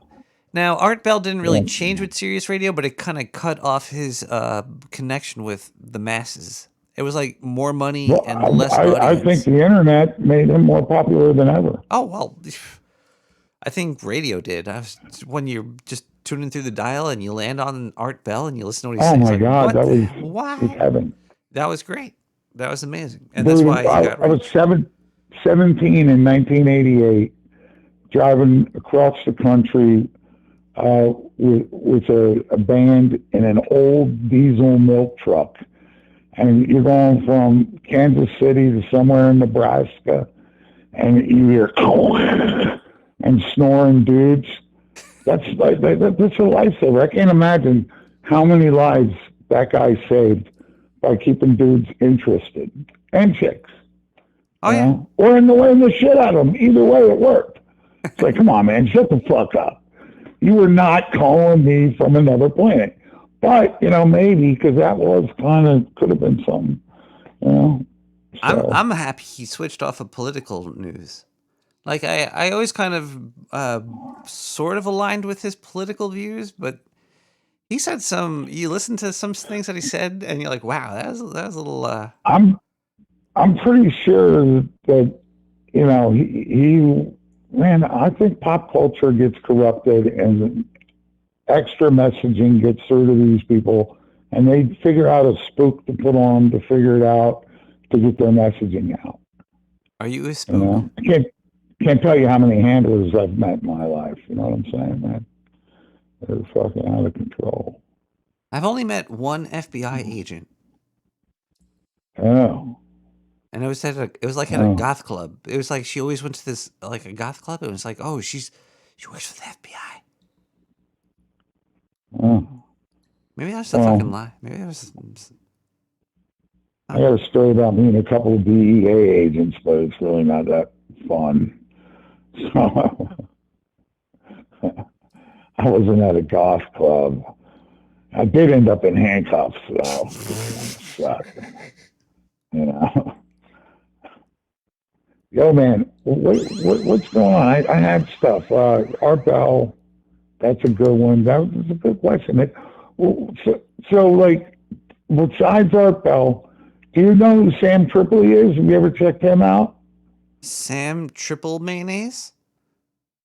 Tripoli, like the shores of Tripoli. I do know the shores of Tripoli. Sam, I have a bad memory, but I have heard a lot of stuff.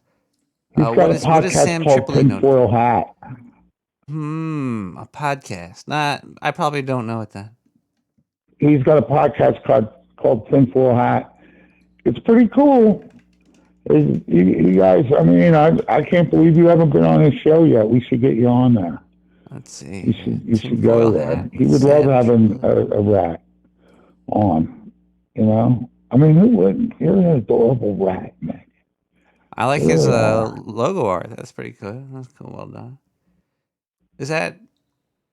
Oh, I thought that was a picture of him hanging out with that wrestler that just died, Razor Ramon. But that's it's some other guy. It could be. I don't know. I can't see the picture. I know. It's just some. It's.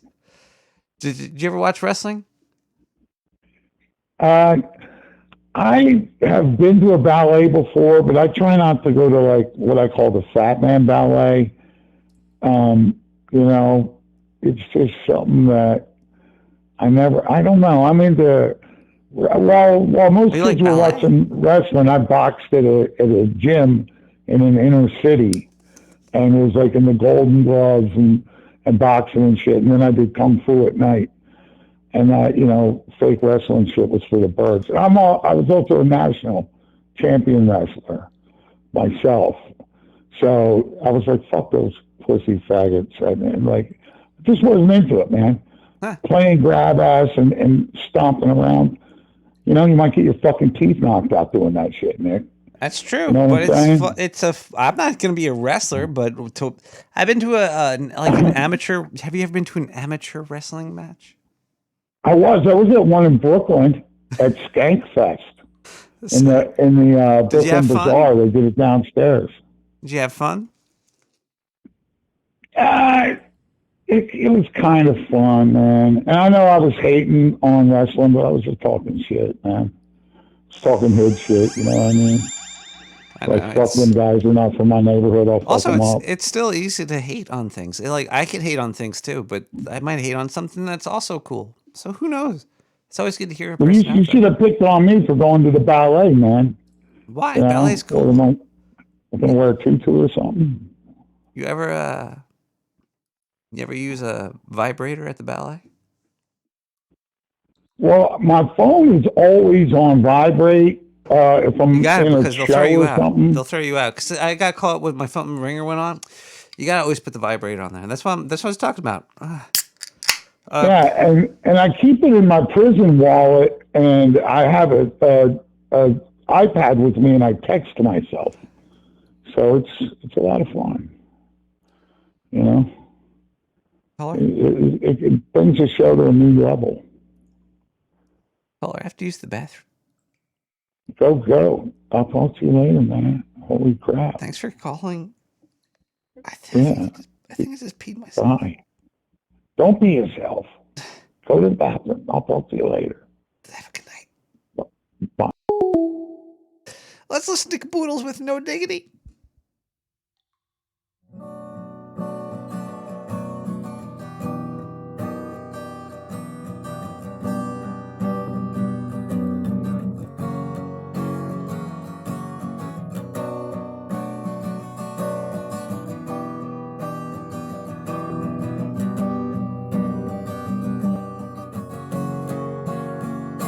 So they get down below. Baby got nothing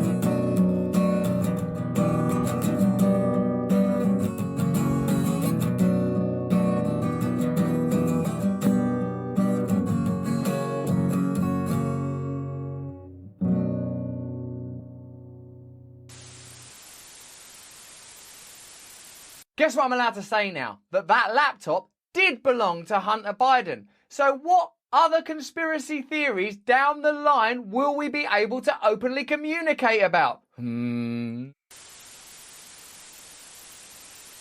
First century began.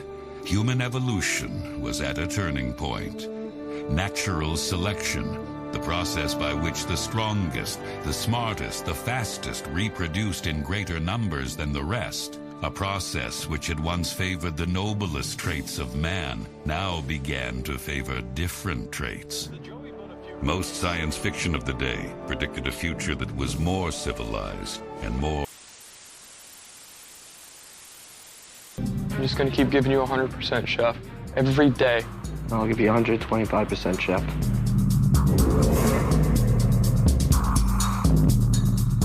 I don't know percentages, but just over that. I also thought that Nick the Rat's pants now was kind of okay. I have a gorgeous photograph of him. And you look in those, I walk by it every time I go out of the front door. And I look at those eyes and the humor in them, the lilting laugh that says, oh, come off it, man. Shiva, I recognize you. When you come to my door and you say, I'm so-and-so, I say, ha ha, what a funny way God has come on today.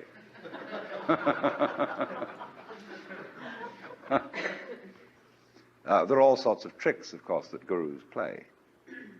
They say, well, we're going to put you through the mill. And the reason they do that is simply that you won't wake up until you feel you've paid a price for it. In other words, the sense of guilt that one has, or the sense of anxiety, is simply the way one experiences keeping the game of disguise going on. Do you see that?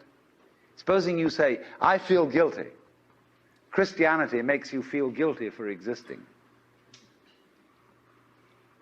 That somehow the very fact that you exist is an affront. You are a fallen human being. I remember as a child when we went to the services of the church on Good Friday, they gave us each a colored postcard with Jesus crucified on it. And it said underneath, this have I done for thee, what doest thou for me? You know, you felt awful. You nailed that man to the cross. Because you eat steak, you have crucified Christ. Because they killed the bull. After all, you depend on it. Mithra, it's the same mystery. And what are you going to do about that? This have I done for thee, what doest thou for me? You feel awful that you just exist at all. But that sense of guilt is the veil across the sanctuary. Don't you dare come in. In order to, you know, in all mysteries, when you're going to be initiated, there's somebody saying, don't you come in. You've got to fulfill this requirement, and this requirement, and this requirement, and this requirement, then we'll let you in. And so you go through the mill. Why? Because this is, you're saying to yourself, I won't wake up until I feel I deserve it. I won't wake up until I've made it difficult for me to wake up. So I invent for myself an elaborate system of delaying my waking up.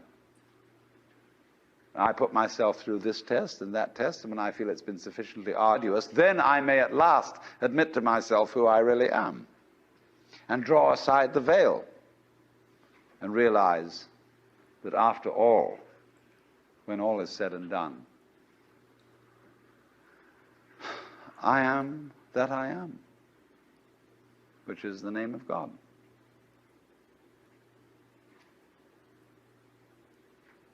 And when it comes to it, that's really rather funny. They say in Zen, when you attain Satori, nothing is left to you at that moment but to have a good laugh. But naturally, all masters, Zen masters, yoga masters, every kind of master, puts up a barrier and says to you,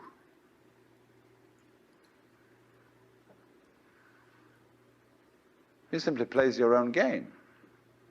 You know, we say anybody who goes to a psychiatrist ought to have his head examined.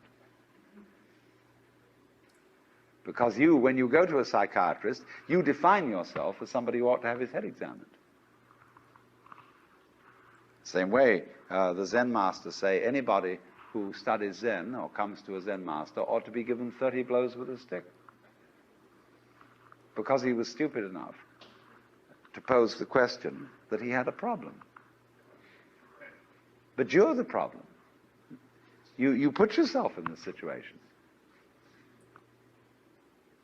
So it's a question fundamentally. Do you define yourself as a victim of the world or as the world? You can define yourself. You see, if you identify you with what you call the voluntary system of the nerves and say, only that's me, and that's really a rather limited amount of my total performance, what I do voluntarily, then you've defined yourself as the victim in the game.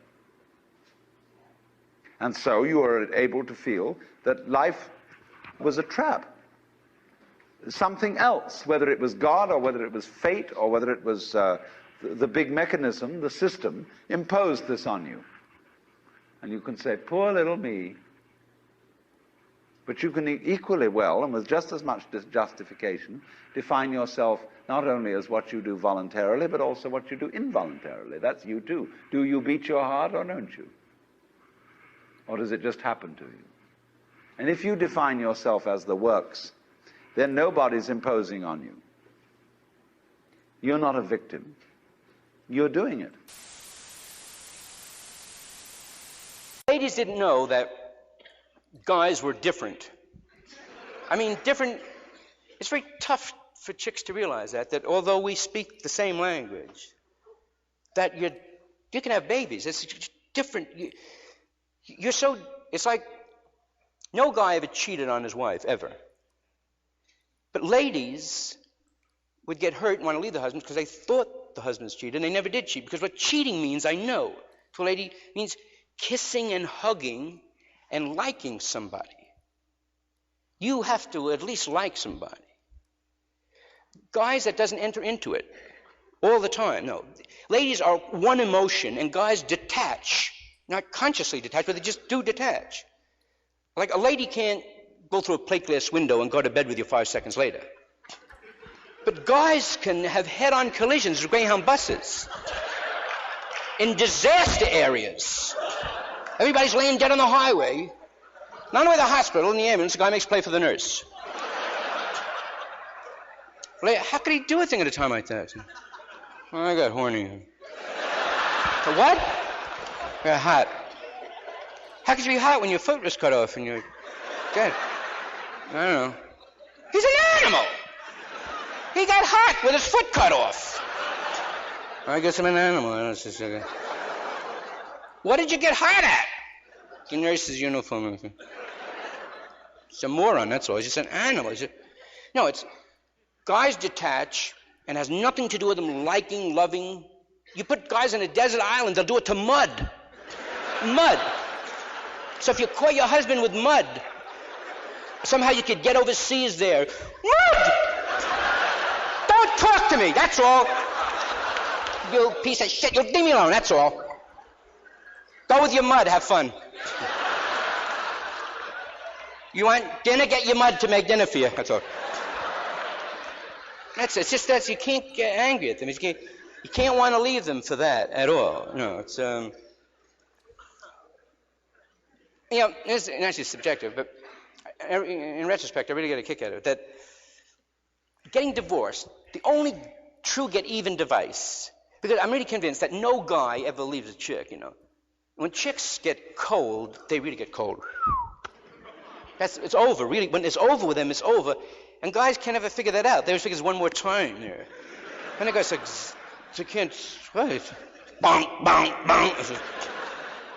Yeah, because here's what I figured it is. You always hear chicks say, oh, I wish I could meet a man, some dignity, and this guy can walk all over, just be a man. But chicks don't know that it's guys are like dogs. You take a dog, you beat the shit out of him, pow! Pow, keep coming back. Ladies are like cats. You yell at a cat once, Siamese cat, they're gone. So that kind of quality that ladies are looking for, you really want a guy to act like a lady. Because there's a ladylike trait, that kind of spunk in it. With something like The X-Files or Art Bell's conspiracy radio show becoming so popular in the American culture, conspiracy theory obviously is being talked about everywhere, and people are not trusting the government or the media or this and that. On the other hand, they believe anything. Well, I blame that on the churches and the ignorance of the public at large. The major thing you should learn in any decent education is how to judge and evaluate news sources of information. If I say to you, the people in the next apartment are all zebra striped and they fly around 3 feet above the ground, how are you going to judge and evaluate that?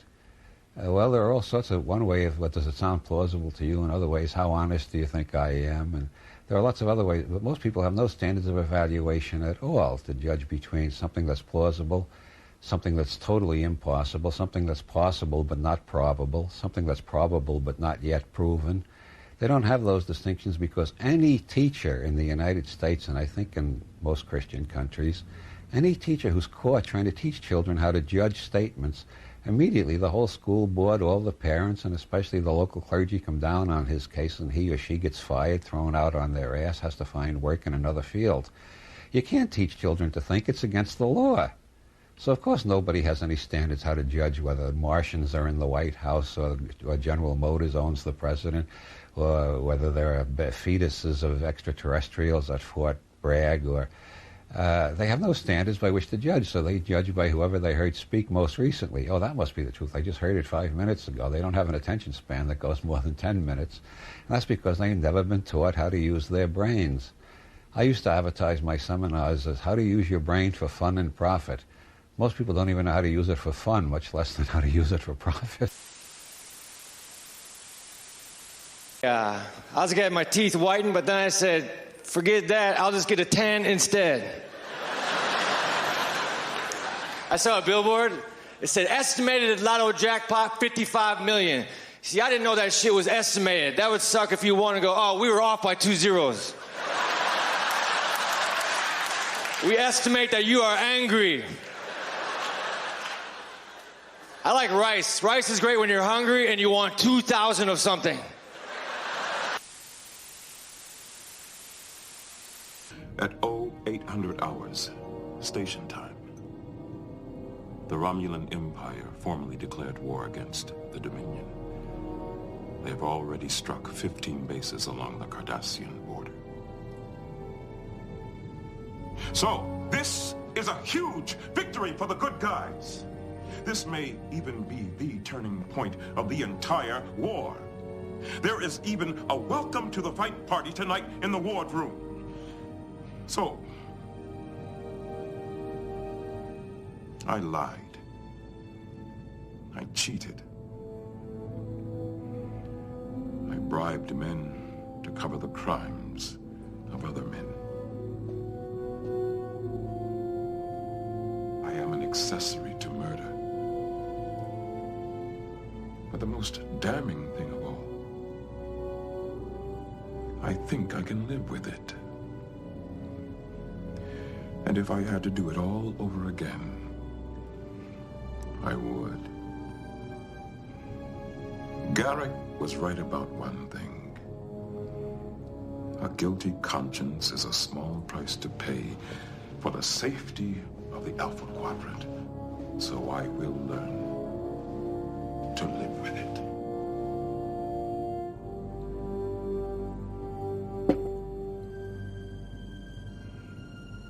because I can live with it. I can live with it.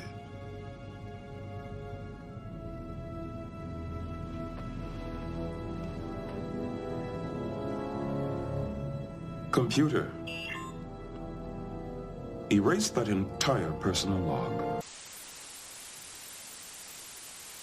We're living among infinite possibilities, and the prevalent philosophies of postmodernist pessimism that come out of the universities are really a major tragedy.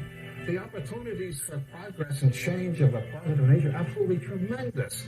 Anybody who tells you that we're running out of resources, we're in a terrible mess, they're idiots. We can't run out of resources. Resources exist when the human mind sees how to use something. To say we're running out of resources is like saying we're running out of brain cells. You say you want me back, but you already let me go. Saying things I never heard you say before.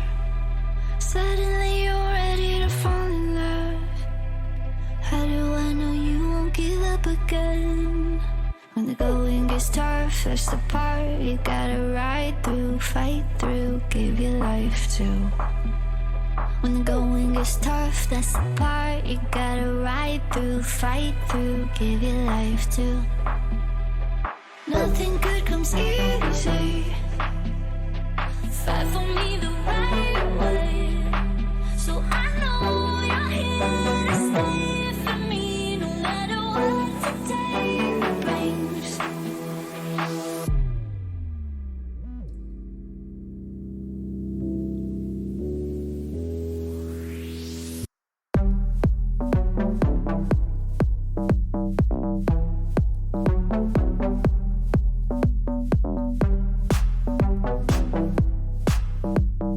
Nothing good comes easy.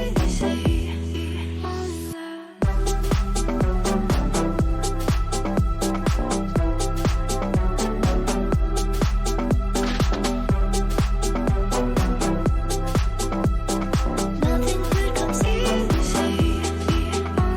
The truth is the hardest pill to swallow. Your truth hit harder than you thought it would. When your heart fills your mind with perfection, it never ends up how you expected. If the going is tough, that's the part you gotta ride through, fight through, give your life to. When the going is tough, that's the part you gotta ride through, fight through, give your life to. Nothing good comes easy. Fight for me the right way. So I know you're here to stay for me, no matter what today brings.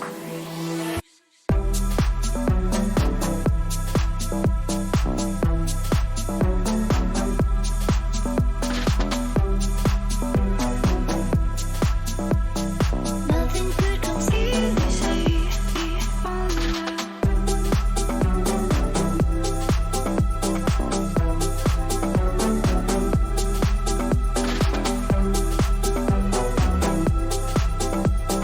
Nothing good comes easy.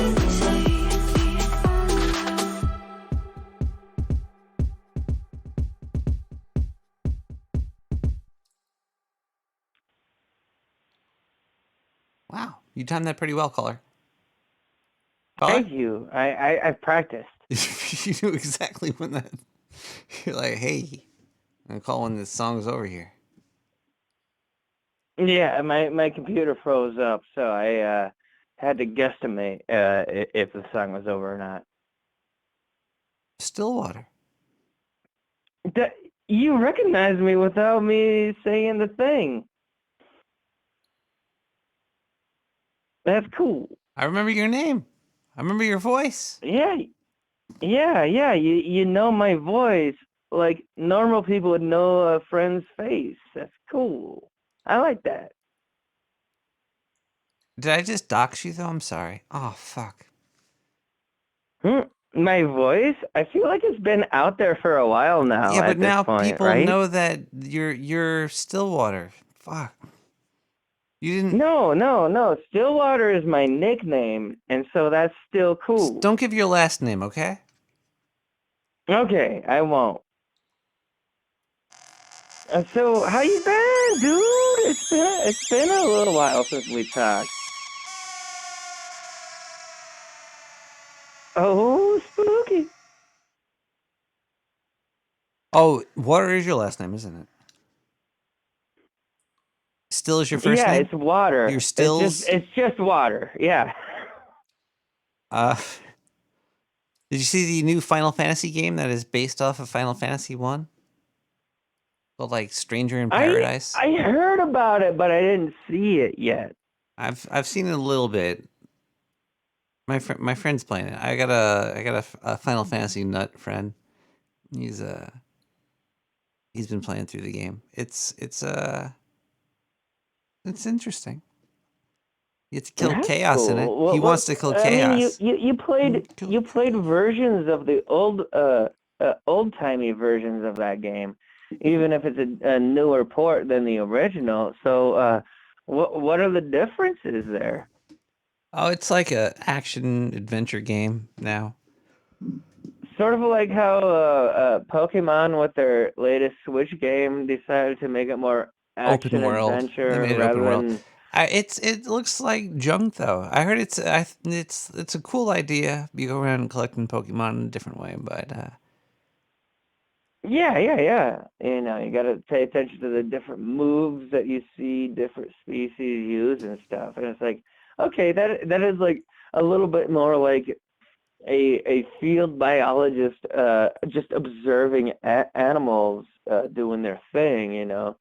And I kind of like that angle, but every time it got to a point where it's like it was time to listen to characters talk about the plot of the story was never any interesting thing about it. Yeah. Because I mean there's no real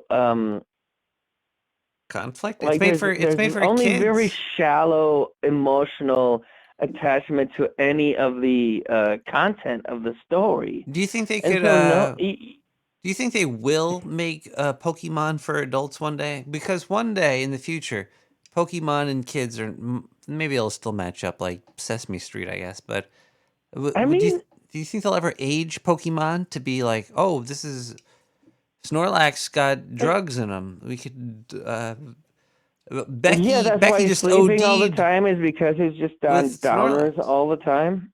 Like, well, and it's not even about that. Like you could do a PG level story and make it engaging. And I can say that with confidence because there, like the very first, like 6.5 minutes of like Pixar movies can set up a story that just hits you right in the feels, and there's nothing raunchy or gritty or real world like about it so much as it just hits the right emotional points. Pokemon is Japanese, right? Yeah, and typically the Japanese are really great storytellers, and I think that's why it's so. It hurts me so much more to have to say that the story of the new Pokemon. I'm going to game say something very is controversial right here. so I disagree with you. uninspired and shallow. I'm going to disagree with you. I'm going to say that the Japanese are not great storytellers. Well, because I don't know the last Japanese great story I've read. And I'd say that based on the newer stuff, you were absolutely right. And my argument isn't that you're wrong, is that the Japanese have somehow, as far as their literature and their storytelling capabilities, has been stunted by something. And for me, it's stunted by language barriers because I can't read any Japanese stuff. Possibly, because yeah. I don't know the culture or the language or any of that, so it doesn't translate very well into English. I agree with you on that actually by a whole bunch. Well, yeah, this Because like stuff that I we mean, might think they're failing, they might be doing amazingly in Japanese. I don't know, maybe. well, and when I was still studying literature and the hermeneutics of written text, uh, I, I got this great book on Japanese hermeneutics, which is how to interpret literature, is basically what hermeneutics means. And I studied that in tandem with some of the most difficult to grasp Japanese literature at the time, and some of that was in anime.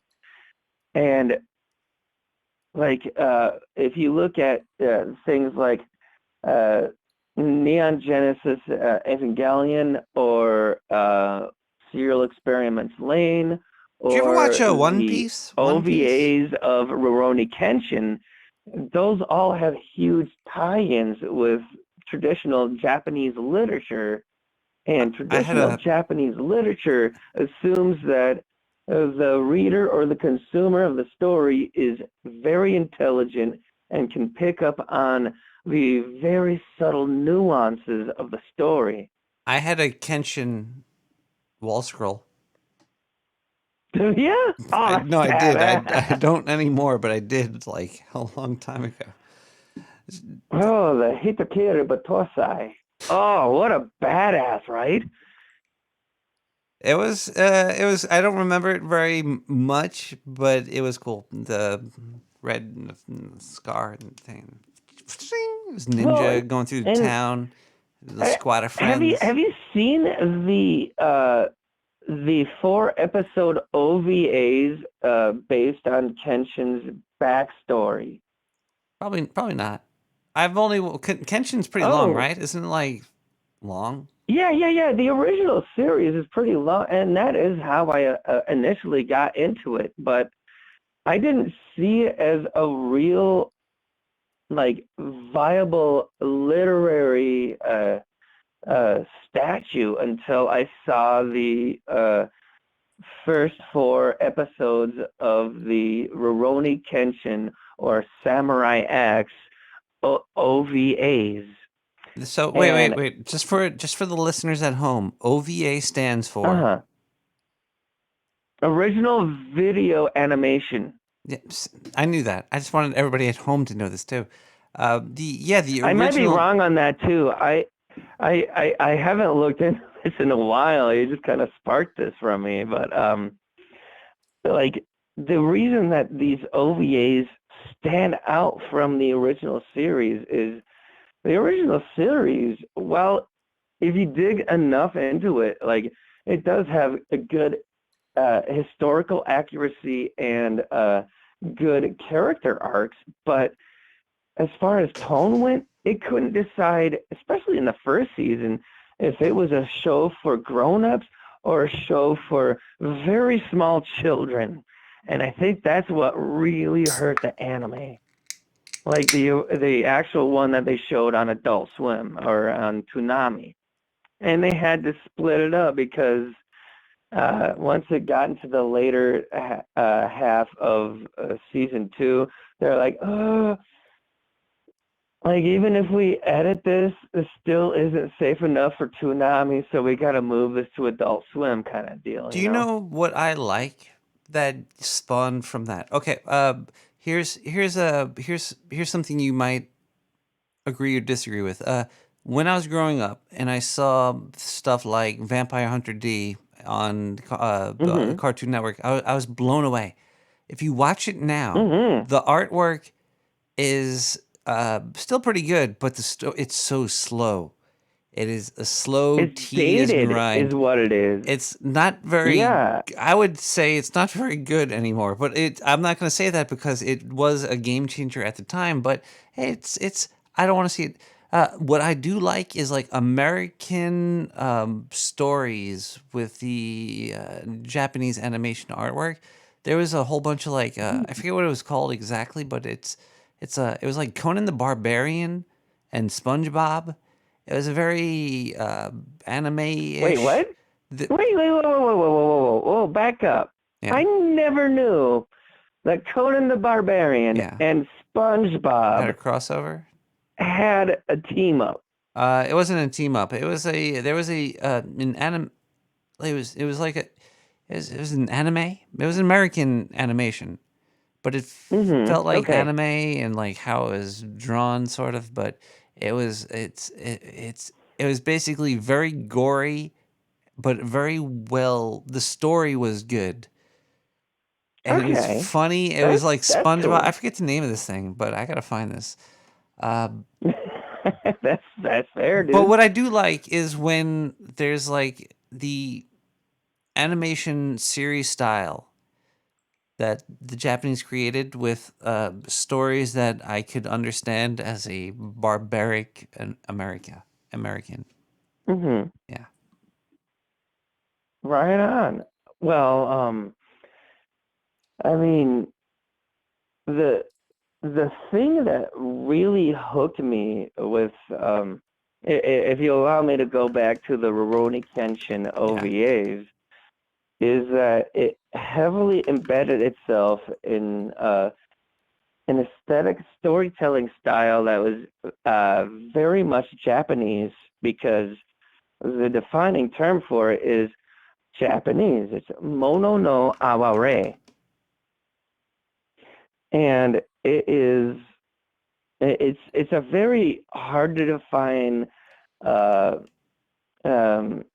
definition of aesthetics as far as storytelling goes, because it's sort of like the reason why the autumn leaves are so beautiful in the fall is because it's there for just a moment, and before you know it, it'll all be gone and it'll just be winter again.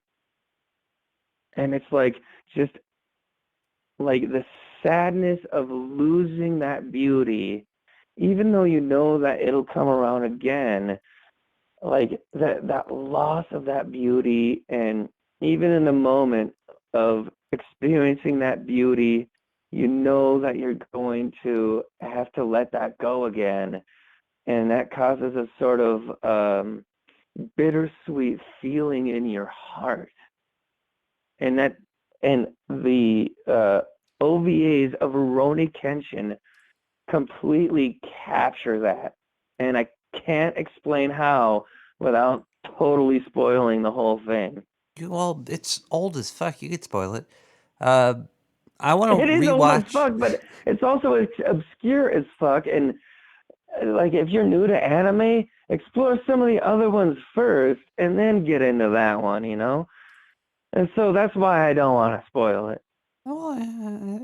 Do you watch One Punch Man or One Piece or Record of Lodoss Wars? I watched the first season of One Punch Man.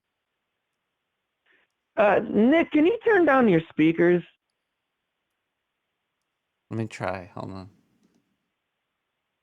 Okay. I know. Caller? Oh, fuck. Satsunusi. Gently falling ruby leaves. I had a dream. In it, I was in an old house. The upstairs bathroom had a closet behind the toilet. I climbed into the closet and found myself in a dark room. At the back there was a decaying book. It was called The Encyclopedia of Darkness. When I returned to town, everyone looked at me with hatred. I had read a cursed book. At the back, there had been a picture. It was some dark forest somewhere, gently falling ruby leaves. The print beneath said 1984.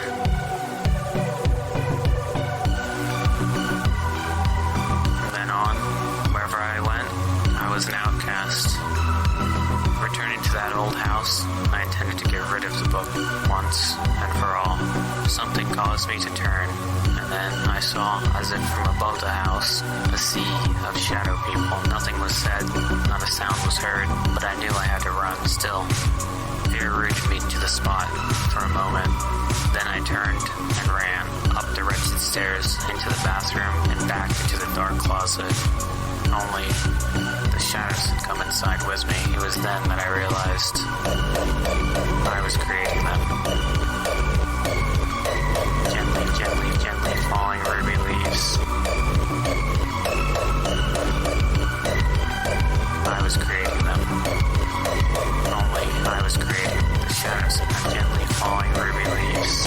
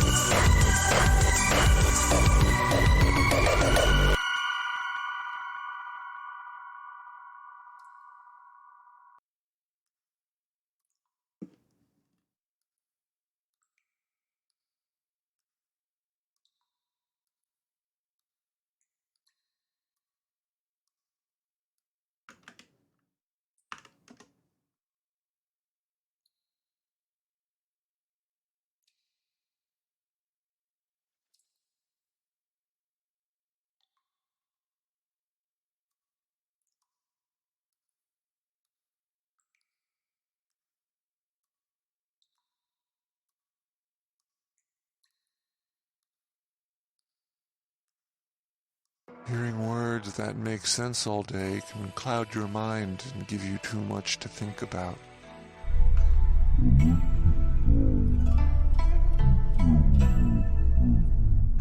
But now you can join what thousands have already discovered.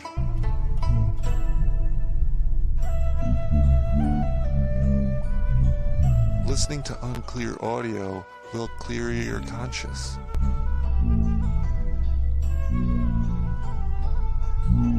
Listening to unclear audio will clear your conscience.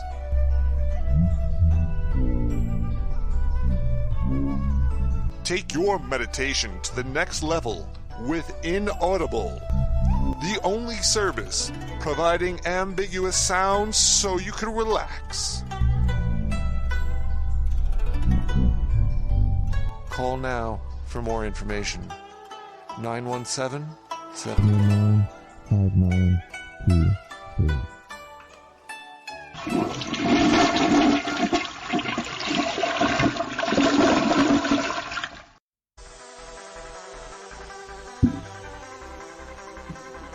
Are you worried you might lose your woman? Yeah.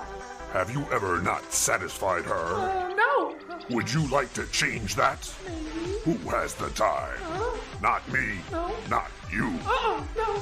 Dark Sewer Network has the solution. Oh, really? Tell me more. Introducing the Hitachi Fat Man. Oh. The first nuclear-powered vibrator on the market. Oh, my. Now you, too, can finally drop bombs in the bedroom and blow your lover away. Is that even legal? Our sex scientist spent years perfecting the ultimate stimulator. It operates with 2 settings, gun type and implosion. Gun type sounds good. I like that. You can't get more bang for your buck. Oh, okay. Only $69.99 on the Dark Sewer Network. Worth it.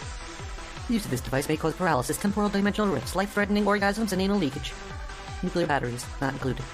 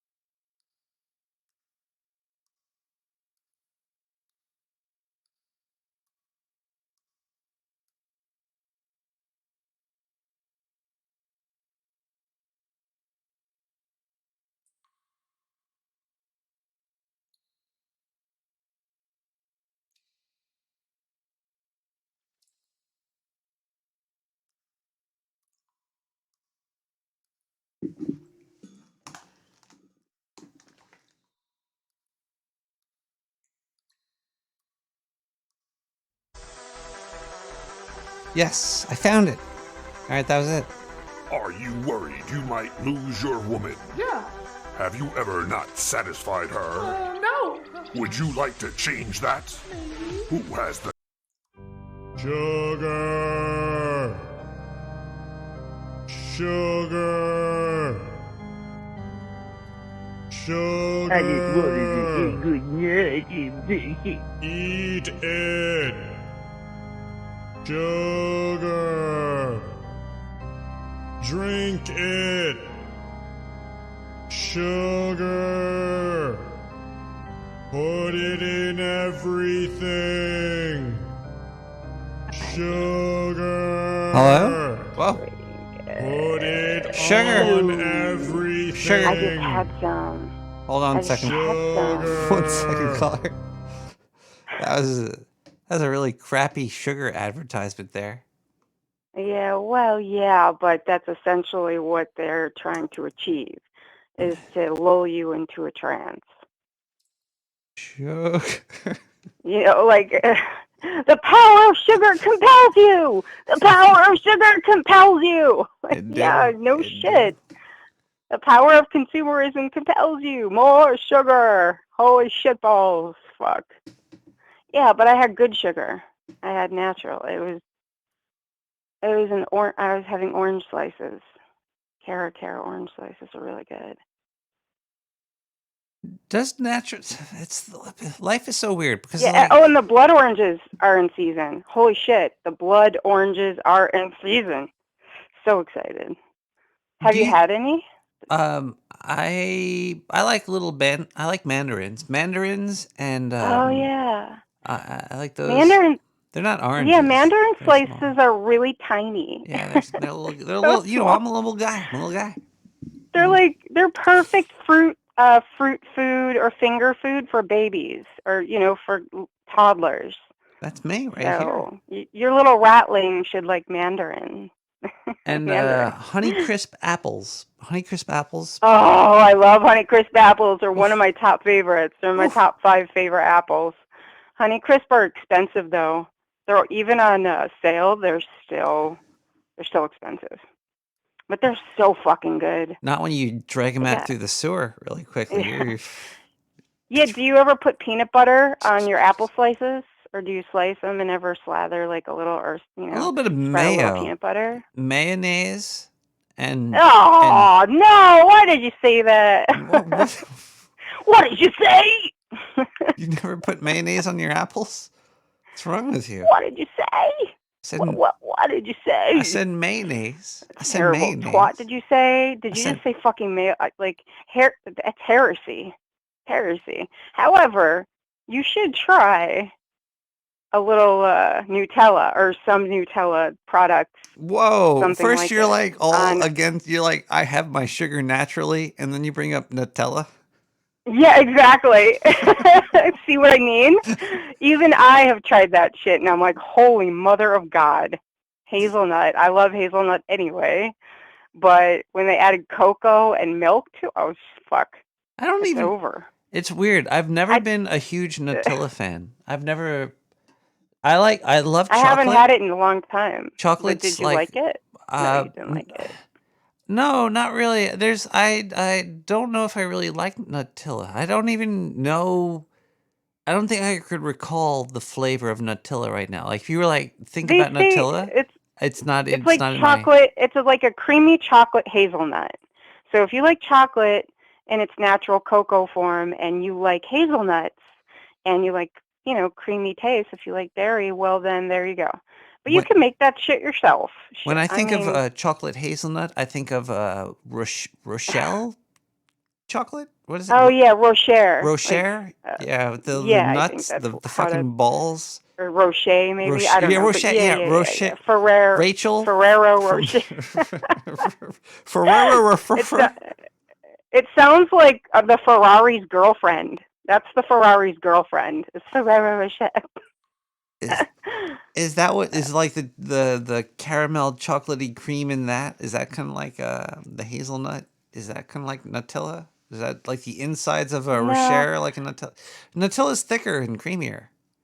No, but now you got me thinking of toffee. Thanks a lot. Oh, God damn it. Now I'm thinking of toffee. Oh, so good. So there's a local chocolatier we have here called Chocolaterie Stam.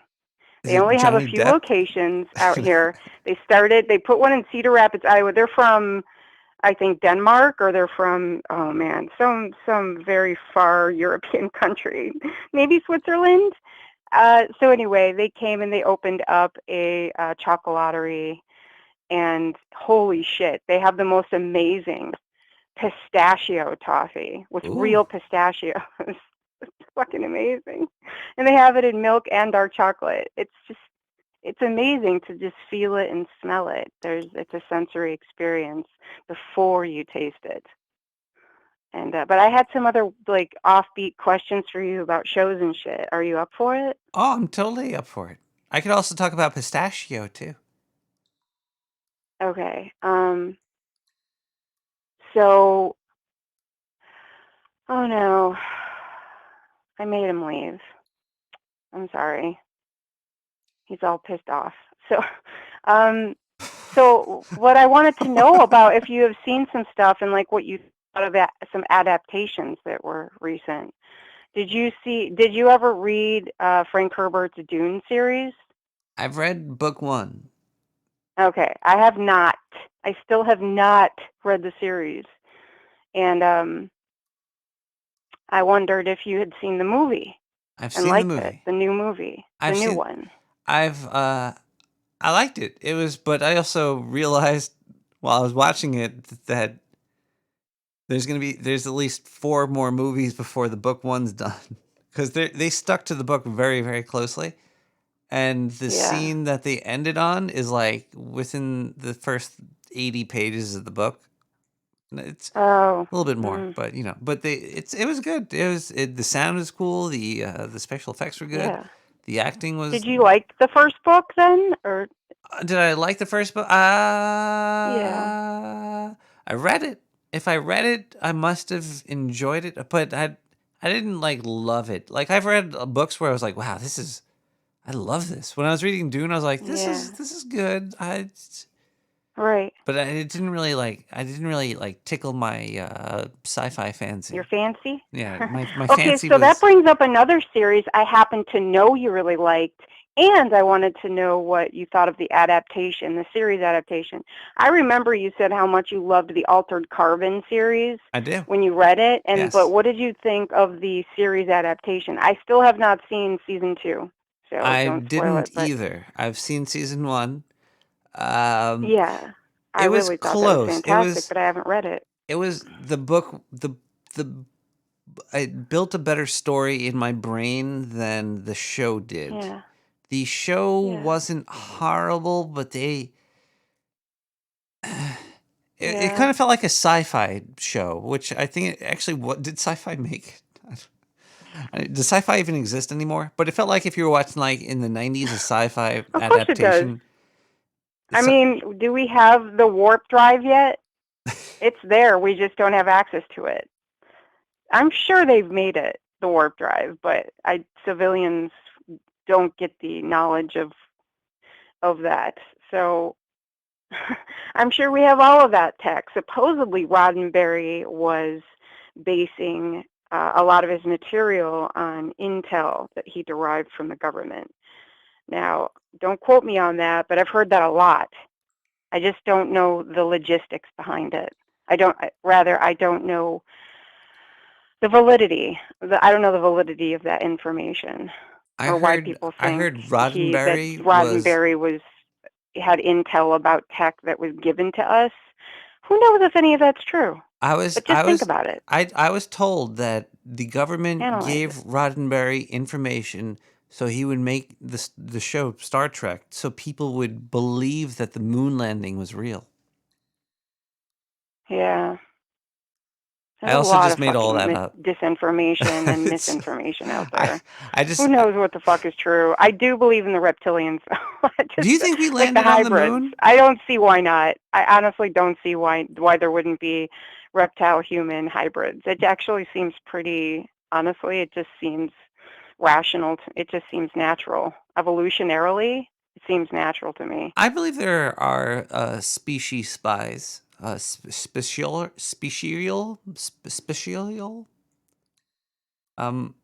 I believe that there's other cultures that are living here that we don't know about. There are other like things that are. I don't know if humans are at the top of the food chain. Why can't you be happy for me, John? So I had another question. Like, so I don't know. That's a good point, though. That's what you think about the species? I think what John's not happy for you, Fletcher. You're not happy for caller. I don't know. I shouldn't have said anything. I'm sorry. I'm sorry. I didn't mean to upset anybody. I just wanted to call in and ask some questions. That's I don't all. think you didn't upset me. I just wanted to call in and ask some questions. Like, I'm sorry that some people don't want me around, but I still love Nick the Rat. You're the one who introduced me to No Agenda. You introduced me to No Agenda. I got hit in the mouth by listening to your show. Really? And I do. Yes. Yes. did Are not you know fucking that. kidding me? I thought you found You don't me through remember No that Agenda. October 2017. How'd you find me then? October 2017 was the first time I ever tuned in. So I got to listen to you the first time during your Spooktober shows. Wow. Your fucking Spooktober shows were my first Nick the Rat shows. 2017, early October, and I got Nick the Rat hit in the mouth by two people over on Midnight Express, D'Artagnan and Ducky. Boom. Ducky was what really convinced me. Ducky is the one who really convinced me. He's like, oh, Quark, you're gonna fucking love it. I'm like, oh, okay. You think I'm gonna fucking love it? Yeah, all right, we'll see about that, motherfucker. He was right. He was right. Remember I told you that the first time I heard you, I felt like I was having a trip? Like I've never had an acid trip, but I was listening to your show and I'm like, what the fuck is this shit? This is like bananas. I was like, this is a fucking madhouse. This guy is out of his mind. I'm like, is that real? Is that his real voice? And I actually had the thought that you sounded like a combination of Dr. Demento and Weird Al Yankovic. Oh. That's what came into my head. I was like, this is craziness. This is insanity. I love it. I felt like I was actually on my first psychedelic high for a podcast because I didn't know what the fuck you were doing. I'm like, he's tripping. I don't know. He's off the rails. You're off the rails. So I loved it. So then I had to figure out in Discord, because I'm retarded. So what is this NA? Like what? Like Nick the Ratters are all in Narcotics Anonymous? Like no. Did you know Adam surely Curry? They're not fucking talking about Narcotics Anonymous. What is all this talk about NA? You know, it's not available? Did you know Adam Curry? No, not available. Before?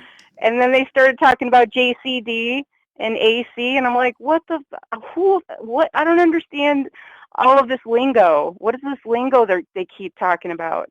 And then finally somebody clued me in. Oh, well, like, don't you know about Nick the Rat's art? His art for No Agenda? I'm like, what's No Agenda? So I got hit in the mouth by your show and the listeners, and I don't remember, but it was great. It was fucking great. That was back when Kyle was on. Kyle was still on. Okay. So yeah. Did you know Adam? Did you know of Adam Curry before? Yeah, I did, because he was my favorite VJ. I'm an 80s kid, so he was my favorite MTV VJ, because even with all his poofy fucking hair and his, he was too pretty. He was too pretty much of a pretty boy, and I don't like blondes. He was fun though. People refer to just women, but blondes and brunettes exist for me too, and I do not like blondes. I'm not attracted to blondes, but he was sarcastic and fucking, he was a smart aleck. He was a smart ass. He was edgy. He had like a sardonic edge to him. Do you know who they try to replace him with? In my opinion, what? Did you ever hear of a person named Jesse on MTV? Jesse. I think they try to replace Adam Curry with somebody named. No, it was like a dude. He was like a burnout. He was like, I'm Jesse. He had like puffy hair. He was like he was like a drugged out version of Adam Curry, and I think MTV tried to replace Adam Curry with this Jesse character, and it that's when I was like, this is not. But now that I'm thinking back on it, I'm like, Adam Curry was always cool on MTV. Like I never had he was like Kurt Loder. Like Kurt Loder was like, oh, I'm just doing MTV. Oh yeah, he was a straight edge deadpan Yeah, delivery. and he was And doing I his liked thing. that. Yeah. But with Adam Curry, what I liked about, I just wanted him to have punk rock hair instead of that poofy fucking shit. I was like, look, man, if you're gonna fluff your hair, make it a hawk. Make it a fucking mohawk, because he had an edge to him that was very, very obvious. He has like a sardonic, sarcastic, wry sense of humor. Well, he's And also he would Dutch get this too. fucking So. smirk on his face. You know, he's arrogant, Yeah. but he's brilliant. He's brilliant. So he kind of has, being a pretty boy and being a big, tall, towering blonde with a pretty boy face. Like, yeah, he's going to be a little arrogant. They're all probably offering to blow him all the time. But you could tell that he liked to push people. He liked to push the envelope. He liked to push buttons. I could tell the delivery that he had, and also the way he conducted interviews. You could tell he likes to push for answers that most people don't have the balls to push for. So back then, I noticed that. So yes, he was my favorite VJ because of that reason. Kurt Loder was my second favorite. And thank God for John C. Dvorak for bringing Adam Curry to the nerds. I guess I don't know. I guess I don't. It was that's a weird matchup. That I don't know. It's so weird. Like, what world would John C. Dvorak and Adam Curry? Yes. I know. It doesn't seem real sometimes to me. It's like, what is going on? Because especially when they get... Sorry, I don't mean to cut you off. Oh, no, you're not cutting me off. I'm not saying much. But yeah. Well, just when they go at it... Jesus. I mean, they have their little spats, Who's more sensitive? They have their little tiffs. Who do you think is when more they have sensitive? Their tiffs, it's resplendent. I Do you can't think, help it. I can't help it. It's so funny to me when they have their spats. Do you think okay, John, gentlemen. John okay. or Adam is more sensitive? Yeah, for sure. Who do you think is more sensitive, John or Adam? You mean emotionally, or yeah, when they get in the spats, like who gets more offended in this? Oh, easily. Oh, it's obvious. It's Adam, because he gets all prima donna sometimes, but he is brilliant. They're both brilliant. They really, truly are. I do happen to think they're both brilliant. I don't fucking agree with everything they say, and I want to slap them around sometimes. Of course, yeah, they definitely say but wrong I'm a douche. things. But I'm a douche, right? So who the fuck am I? I'm not.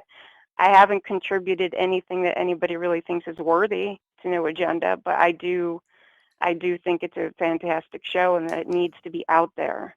And they do a bang up job. They really do. They do a killer fucking job. He is the podfather. I give him that. Like, I think how can you not? I think the producers do an amazing job. Yeah. But they also holy do a shit. good job too. But I think Adam and John get most of their information probably from people like the producers. Yeah. They filter through it and they present it and they could see what's wrong in the media very well too. They really do. They have an incredible bullshit meter and radar, for that matter. Yep. At this point, they do. They do. And there's a lot of points that I just didn't see. I'm not saying I'm an intelligent person necessarily, but I'm smart enough to do some deep diving of my own. And when I listen to them, they bring up points and they give you perspectives that need to be considered. So if you didn't already come across that in your meanderings, in your speculation, if it didn't occur to you to look at it from this perspective or see through straight to the real agenda, holy shit. At very least, you need to consider it. At very least, you need to give it true scrutiny and ask questions. Even if you think it's all bullshit. Bullshit! Yeah, well, or how can you be sure? How They, can you be sure? logically speaking, what they talk about needs to be talked about. What they're Yes, saying exactly. they might not be saying 100% the truth, but they are Right. Or questioning. in their slant, and Well, naturally yeah. it comes from their brains, so it's going to come with their opinions. And the scary part is they're sometimes right. Actually, they're right Yeah. a lot. Well, so I don't remember what got you turned on. I think you've been there, you said, since like the first year. Is that right? Of what? I forgot.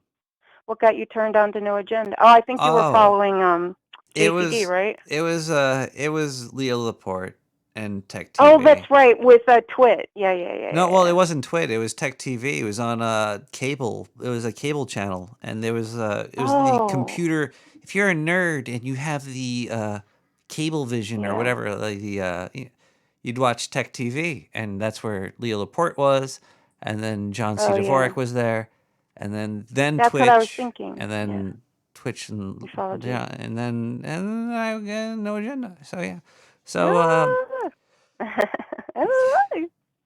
so I guess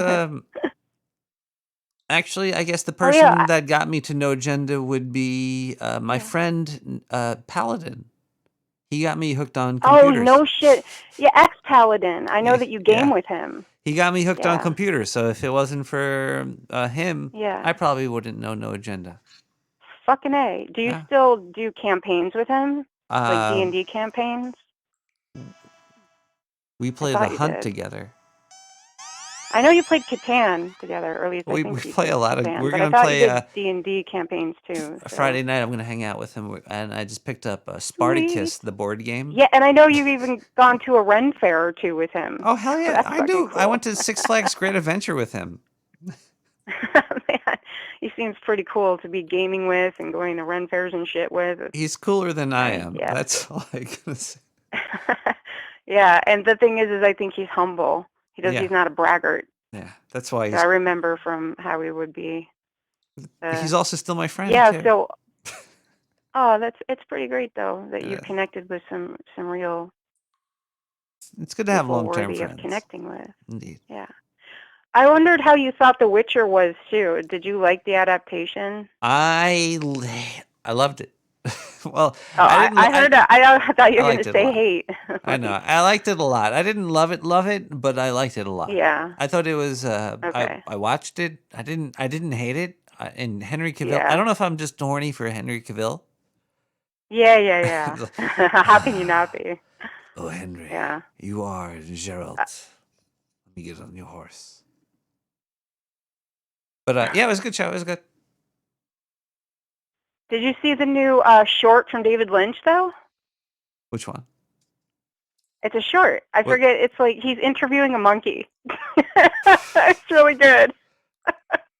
I think I watched half of it. It's in his classic black and white style, if I recall. He's waiting for a And train or something. he's interviewing a monkey that's like, implicated, and he speaks like a normal man, a normal nervous man, while he continues to smoke. So, yeah. I hope he It's keeps really good. I creating think it's stuff. only like 13 or 17 minutes. It's yeah. so bizarre and funny, If you haven't seen that new short from Lynch, I'm surprised. They released it last year. I've seen it when it came out, but I only. Oh, okay. It was Okay. like a long time ago, and I just remember it was like a monkey waiting for a train or something, and it was his mouth was moving. He was talking like, "Whoa, that monkey's talking." It's crazy. I think they put like the human teeth on the monkey, and so it's the dude's. It was like a Conan O'Brien skit when they do the mouth behind the face or something. Yeah. Oh shit. I Wait. haven't seen one of those in forever. Do you want to hear? I used to watch some of the Coco videos. You want to hear a David Lynch poem? Yes. The answer to that is always going to be a yes. Am I upsetting them? Did he leave again? I forget. Well, this one's called "Fear" by David Lynch from Ooh. Catching the Big Fish. When was this released? Do you know? I think it was like it was in 5 to 10 years ago, I think. I'll tell you right now. Hold on. Shoot. I'm listening. Where is this? Where's the? It's like usually over here, right? 2007. So when was 2007? That was I can't look. I can't look. I can't look. all right. We got. I hear I'm listening. I'm going stories. to close my eyes and listen. I will not. You look close at your that. eyes. Everybody, close your eyes. Get ready. Yep. Yep. We're gonna listen to a David Lynch writing. Okay. This is going to be good. Wait, I need some echo. I need some reverb. I just knew there was going to be a hiccup. Well, you always got to take it a little slow. Okay. Okay. Yes. All right, here we go. Nice book. I hear stories about directors who scream at actors. That's too much reverb. Yeah. But it's creepy. Yeah, it was a little like creepy. All right, this is I like it creepy though. Creepy is good with Lynch. Yeah. So anyway. And that's true. All right, here we go. Or they trick them somehow to get a performance. Oh, I should read it like David Lynch. And there are some people. Hold on, I'm too close to the mic now. And there are some people who try to run the whole business on fear. But I think this is such a joke. It's pathetic and stupid at the same time. When people are in fear, they don't want to go to work. So many people today have that feeling. Then the fear starts turning into hate. Sounds like Star Wars here over here. And then they begin to hate going to work. Then the hate can turn into anger, and people can become angry at their boss at their work. I never read this before. If I ran my set with fear, I'd get 1%, not 100% of what I'd get. And there would be no fun in going down that road together. And it should be fun. In work and in life, we're all supposed to get along. We're supposed to have so much fun, like a puppy dog with our tails wagging. What a visual. He's right though. It's supposed to be It's supposed to be great living. It's supposed to be fantastic. Instead of instilling fear, if a company offered a way for everyone in the business to dive within, to start expanding energy and intelligence, people would work overtime for free. There would be far more creativity, and the company would just leap forward. This is the way it can be. It's not the way it is, but it could be that way so easily. He's right. He's right. Yeah, and you even said it like he tends to talk, at least in his roles. I try. In his interviews. Yeah, he just says things simply. You know, he states what it is. It's good to hear that he was consciously running his sets, trying to avoid fear, or not avoid fear, but trying to dispel it, because he's known for being formidable. I can imagine. Really I wouldn't want to. He's known for being pretty formidable. I would not disagree with David Lynch. If I was, if I was on set with him, he's like, "I'm gonna do this." I would be like, No. All right, we're gonna do it that way. I wouldn't. No, I would not. Look, man, whatever he tells me to do he's inspired by multi-dimensions. Oh man, if he told me I was doing something wrong, I'd be like, "Tell me how to fix it, or I'll leave." Yes, exactly. I just like whatever you say, Mr. Lynch, Dr. Lynch. He's a film doctor. He is. He did all kinds of shit in film school that what's the word I want to use? Revived certain types of film. He was all about black and white, and he's like, we shouldn't abandon that. We should embrace black and white. It's classic. It gives an element. Great, yeah, black and white gives an element that you just cannot capture any other way. You know. That's why I change up the colors on my stream sometimes. Sometimes it's black and white. Sometimes it's got some I know. Color. It's spectacular tonight. I really love the blinking stars. The twinkling, blinking stars. I hope it's dreamlike, because I want this to be like a dreamlike experience. I think. I said love. I've been yelled at for that, saying that I love things too much, and or not yelled at, but I was criticized for that, and I actually agree that I maybe overused that word. But I'll just say I very much appreciate the twinkling stars on the You feed enjoy tonight. it. It's very cosmic. It's cosmic and engaging. Like it's mesmerizing. That's the word I want to use. It's mesmerizing. It's really nice. And then you have like this sort of like shady aqua tone. And that fucking hat. That hat. Did you make that or did a fan make that? A Fucking friend made beautiful. it. A friend and well, I love it. I really do. I feel actual love for it. Like I'm gonna marry it. So well, the ears are au naturel. The patch. yeah. I have a It's friend great. that's in the at the Guinness Book of World Records for holding fire in his mouth. What? How? No. And you've No. seen him before, by the way. I could Are you guarantee sure? it. I could. If do you have Netflix? Yeah, I do. You've seen him. He's a background actor, and he's been in Okay. fucking everything. Mm. I'm sure I could find a film that he's in that you've seen. But How do you hold fire in your mouth? You're a hot mouth. Like he held hot it. head.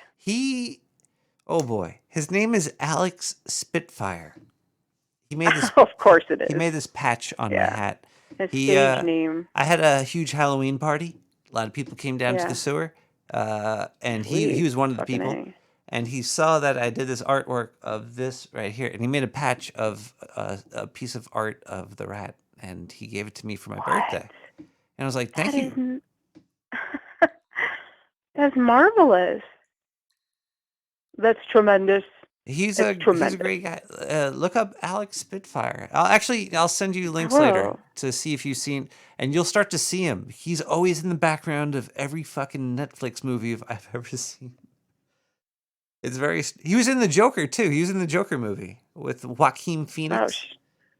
Oh shit! He was in that. Yeah, he was. Well, as a background Yeah, they had actor. real performers in that. They actually had real like clowns and comedians in that too. I think it was in the scene when he was at the psychiatrist or at the police station. I think there's a police station scene, and he was sitting on like a seat in one of the background scenes.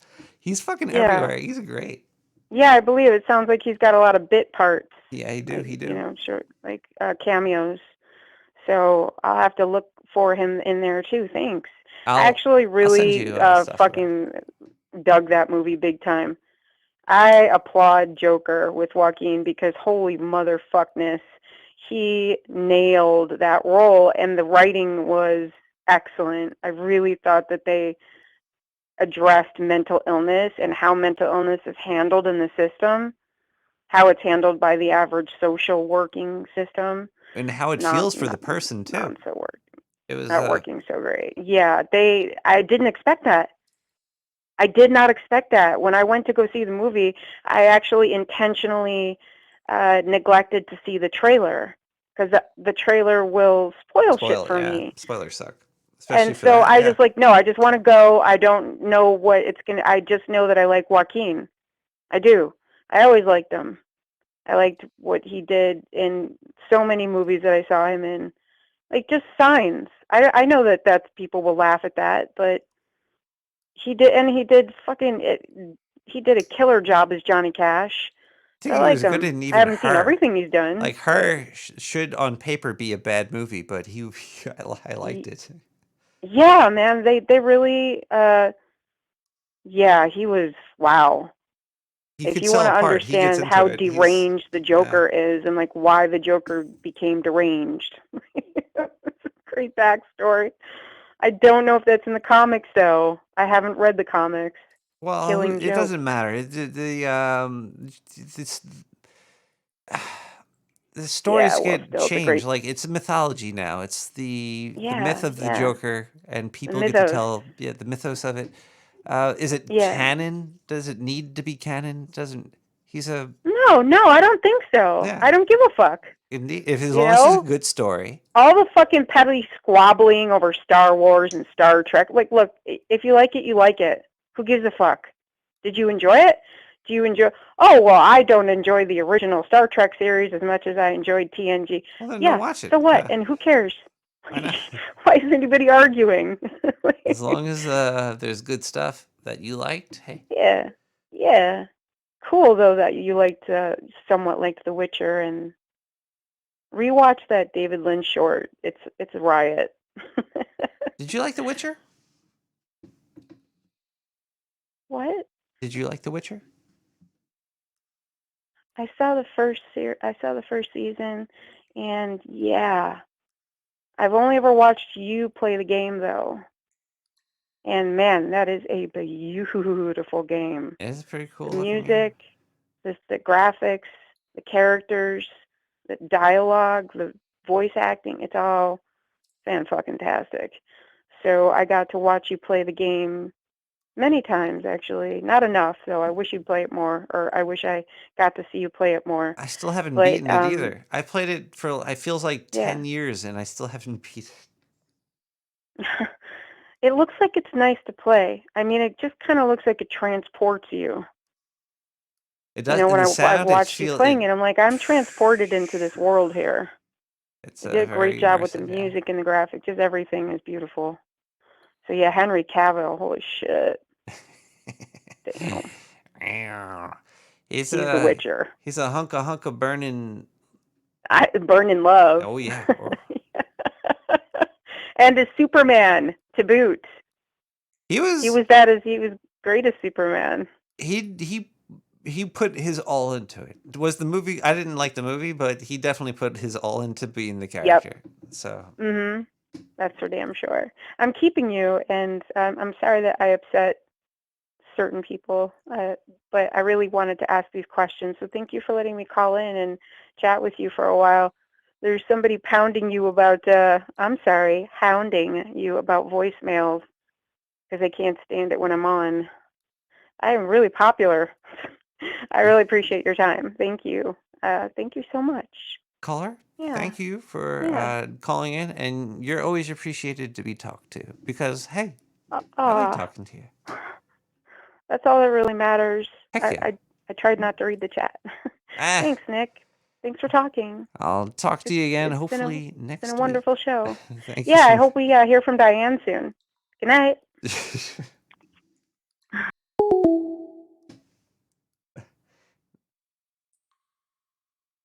listen to some voicemails over here. Typical socialist county. I call 911. My friend's dying in the back seat. He tripped on a bottle and hit his head on the door frame, and then somebody closed it on his head 3 times. And so he's over here twitching while his leg's twitching. And then I call 911 and I get voicemail. Well, call me back. I'll give you the address.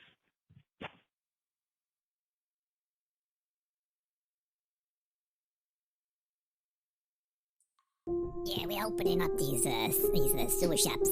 Just sugar. We sell sugar candy sugar shops. Yeah, we're putting them around the country. In a sewer near you. You just go down there. And we got some of them. We have sugar, like sugar, da. Basically everything is sugar. Even the containers where we keep the sugar candy is sugar. And we make like cereals and lunches and dinners too. All made of sugar, 100%. We call it the Sewer Meshuggah's Sugar Shop. It's gonna be around the country. Basically, we're even getting funding from the government. I think they're gonna be putting us into school systems. It's fucking great. It's beautiful stuff. It's 100% sugar. All different types of fucking genetically modified sugar. We got like tree sugar. We got human sugar. We got cat sugar. We got all crazy types of sugars down here. We got mammoth sugar. We got the DNA from mammoths. We changed his DNA up into a thick, syrupy, sugary substance, 100% sugar from mammoths. Basically, it's all different. It has different flavors and textures.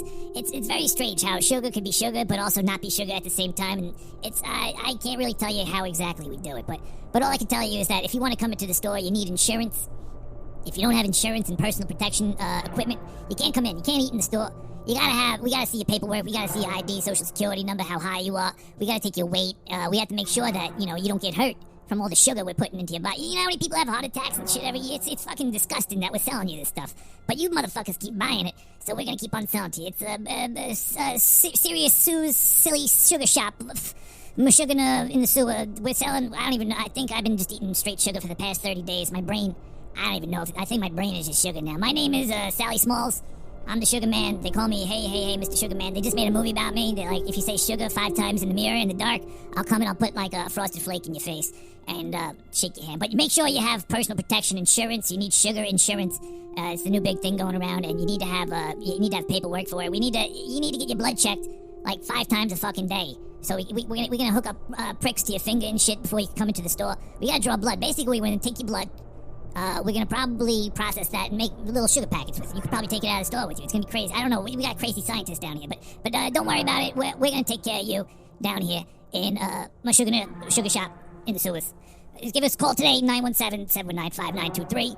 Make some reservations, because if you want to come eat down here, you gotta have reservations, because we're always fucking jam-packed with all you fat fucking Americans. Just love the sugar. You're sucking it down in straws and liquids. You put it in your water. And it's great. I fucking love it. I can't even feel my toes anymore. I don't think I have any toes. But yeah, we're gonna be drawing blood for you to get in here. You just need to sign some paperwork, and we need to, get the law and government involved in your sugar consumption. We'll see you soon down in the sewer. Sammy's shitty sugar shop. 917-719-5923. Bye.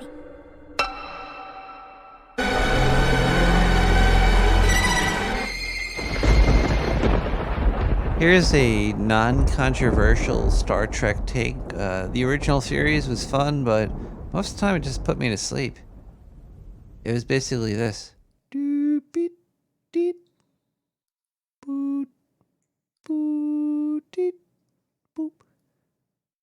Captain, it looks like there's something we don't know outside.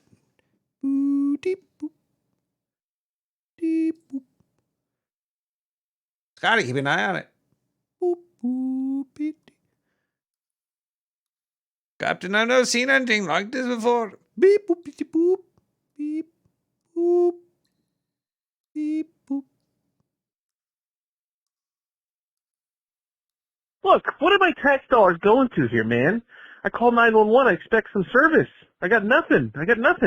My other friend tried to give the one guy with the twitchy leg mouth to mouth, and that guy's retainer flew out when he pushed on his chest. Now the other guy's choking to death on his retainer. You guys need to get out here. You need to send like 2 ambulances and a fire truck. Hello? Hello?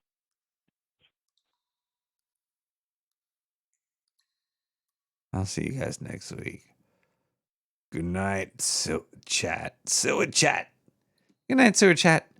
I love you guys. I hope you are having a great week, and I hope that you keep on. Hold on a second here. Hello. Let's read one more Lynch thing before we go.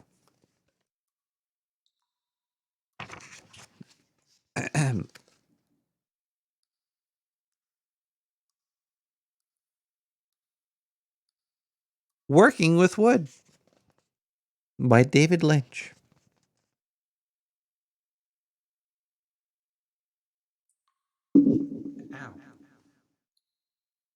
Wood is one of the greatest materials to work with.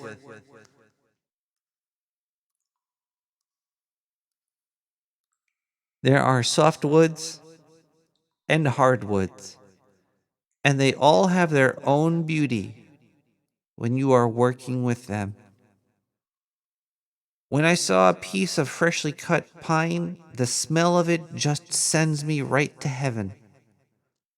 The same goes for even pine needles. I used to chew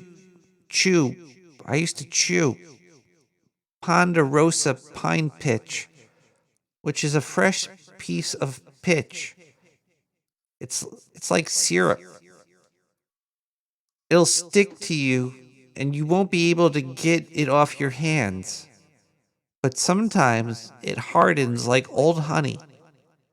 And you could chew this, and the flavor of pine pitch will make you crazy in a good way. Pine. Being a softer wood is easy to work with and is readily available. When I was young, I did a lot of things with pine. But then I started falling in love with Douglas fir. Vertical grain Douglas fir. When you varnish a piece of Douglas fir, it has a depth of beauty that's just phenomenal. And then when you put two pieces of wood together, you start realizing there are so many possibilities. And you learn some of the tricks along the way. And then there's Gunther, a German carpenter, who didn't use electric tools at all. He'd just come up to the house with a set of hand tools and a beautiful wooden box with a handle, and he'd carry it around. And Gunther, I'd watch this man, did a little detail work on Douglas fir. He would just put these two pieces of wood together and then rub his old battered thumbs against the seams, and the seam would disappear. It was like a magic act. The pieces fit so perfectly. Gunther was a real carpenter.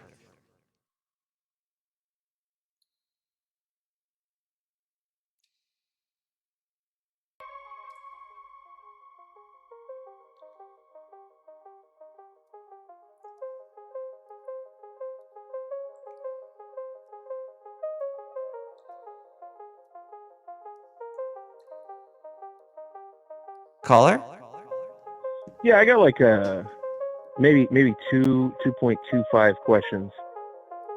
Hold on one second here. Sure. All right, shoot. Okay, so you've been on the Mastodon, right? Oh yeah, I got a saddle on there. So you've noticed that there's a lot of pictures of humans with tails and ears. I've noticed a lot of hentai and furry isms, yeah.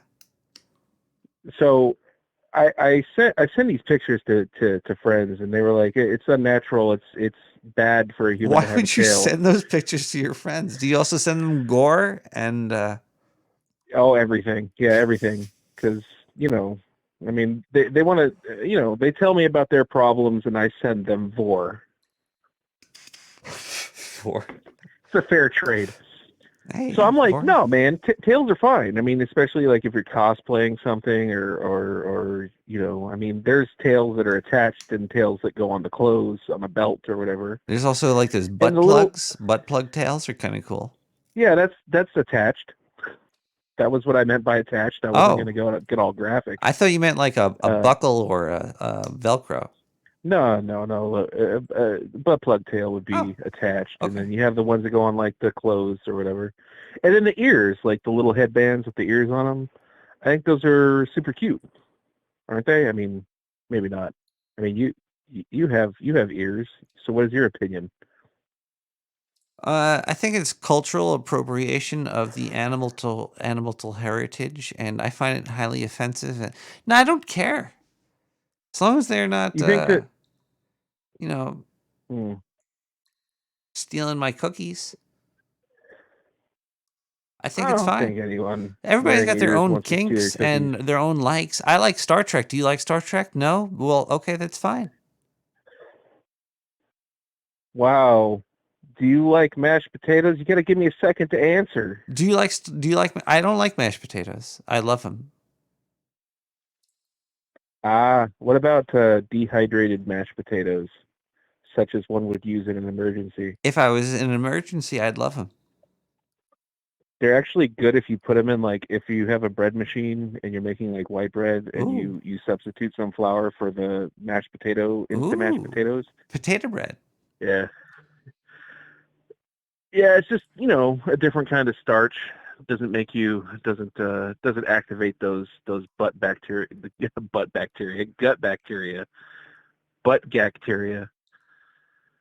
So the second question is, do you still play first-person shooters? I've been obsessed with The Hunt lately. Is that 2-player? It's teams of 3. And teams of 3 and 12 it's a fairly players. old game, right? A little old. They keep updating it though, and I've only got recently into it in the past year. But I'll play it for another 5 years or so. It's a really fun game. Okay, well, I have it on my Steam wish list, and I wasn't sure if I could find anyone. Like, is it possible? Like, do you have to have 3 people, or You can play it solo. You can also do matchmaking. Matchmaking works fine. oh, does it? Okay, that's Yeah, good to you know. always All get right, I'll check that out. the community of the hunt is good. So I've been getting burned out on this. I'll try to make this quick. I've been getting burned out on ARPGs. Like which one? And so, Like just I mean, there's like 4. There's like Diablo. There's Torchlight. There's Arc Atom Nova. RPG. Was it Arc? What is that new one called? The Arc. Oh, I heard about that. So the problem is that I like ARPGs on a big screen, so I play on a Switch, and I don't think I can get the Arc on a Switch. Nah, there's If I can get it on a Diablo PS3, 3 and 2. maybe. I What's that? played. I didn't play a lot of Diablo 3 on the Switch, but I've played Diablo 3 on the Switch, and it was fun. Yeah, no, I have it. I've. It's really hard to find the cartridges, man. They want like $130 for the cartridges. I just Yeah. always go through the store. I don't get the physical. But if you want to have like multiple people playing, like you have a friend or somebody like a cousin or whatever, and they got a Switch and they're like, oh, I want to play with you, and it's like, well, you don't have it. Spend $60, or here, pop this cartridge in and play with me while you're here, and then give me the cartridge back when you leave. You know. So the cartridge is worth having, but I played you with can't like find them 4 anymore. players with the single download on. But I had my Switch with me because it's portable. But yeah, I guess it's good to have physical things, but I don't want to have to look for it, nor do I want to store it. I do know they could take it away from Right. me and alter it, though. Oh yeah. Well, the downloads, yeah. Yeah, because they're I have way Ferengi. too many Switch cartridges. Ferengi rules of acquisition number 117. You can free a fish from water.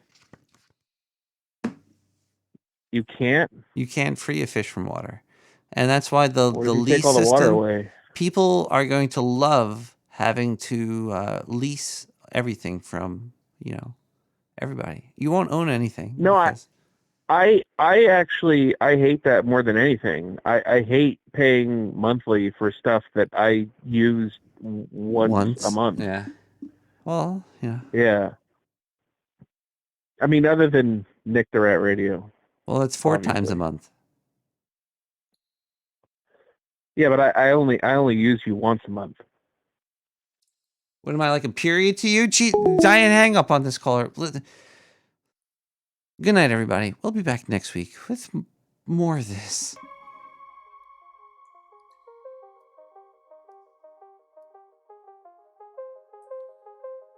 Nick the Rat Radio. Enjoy.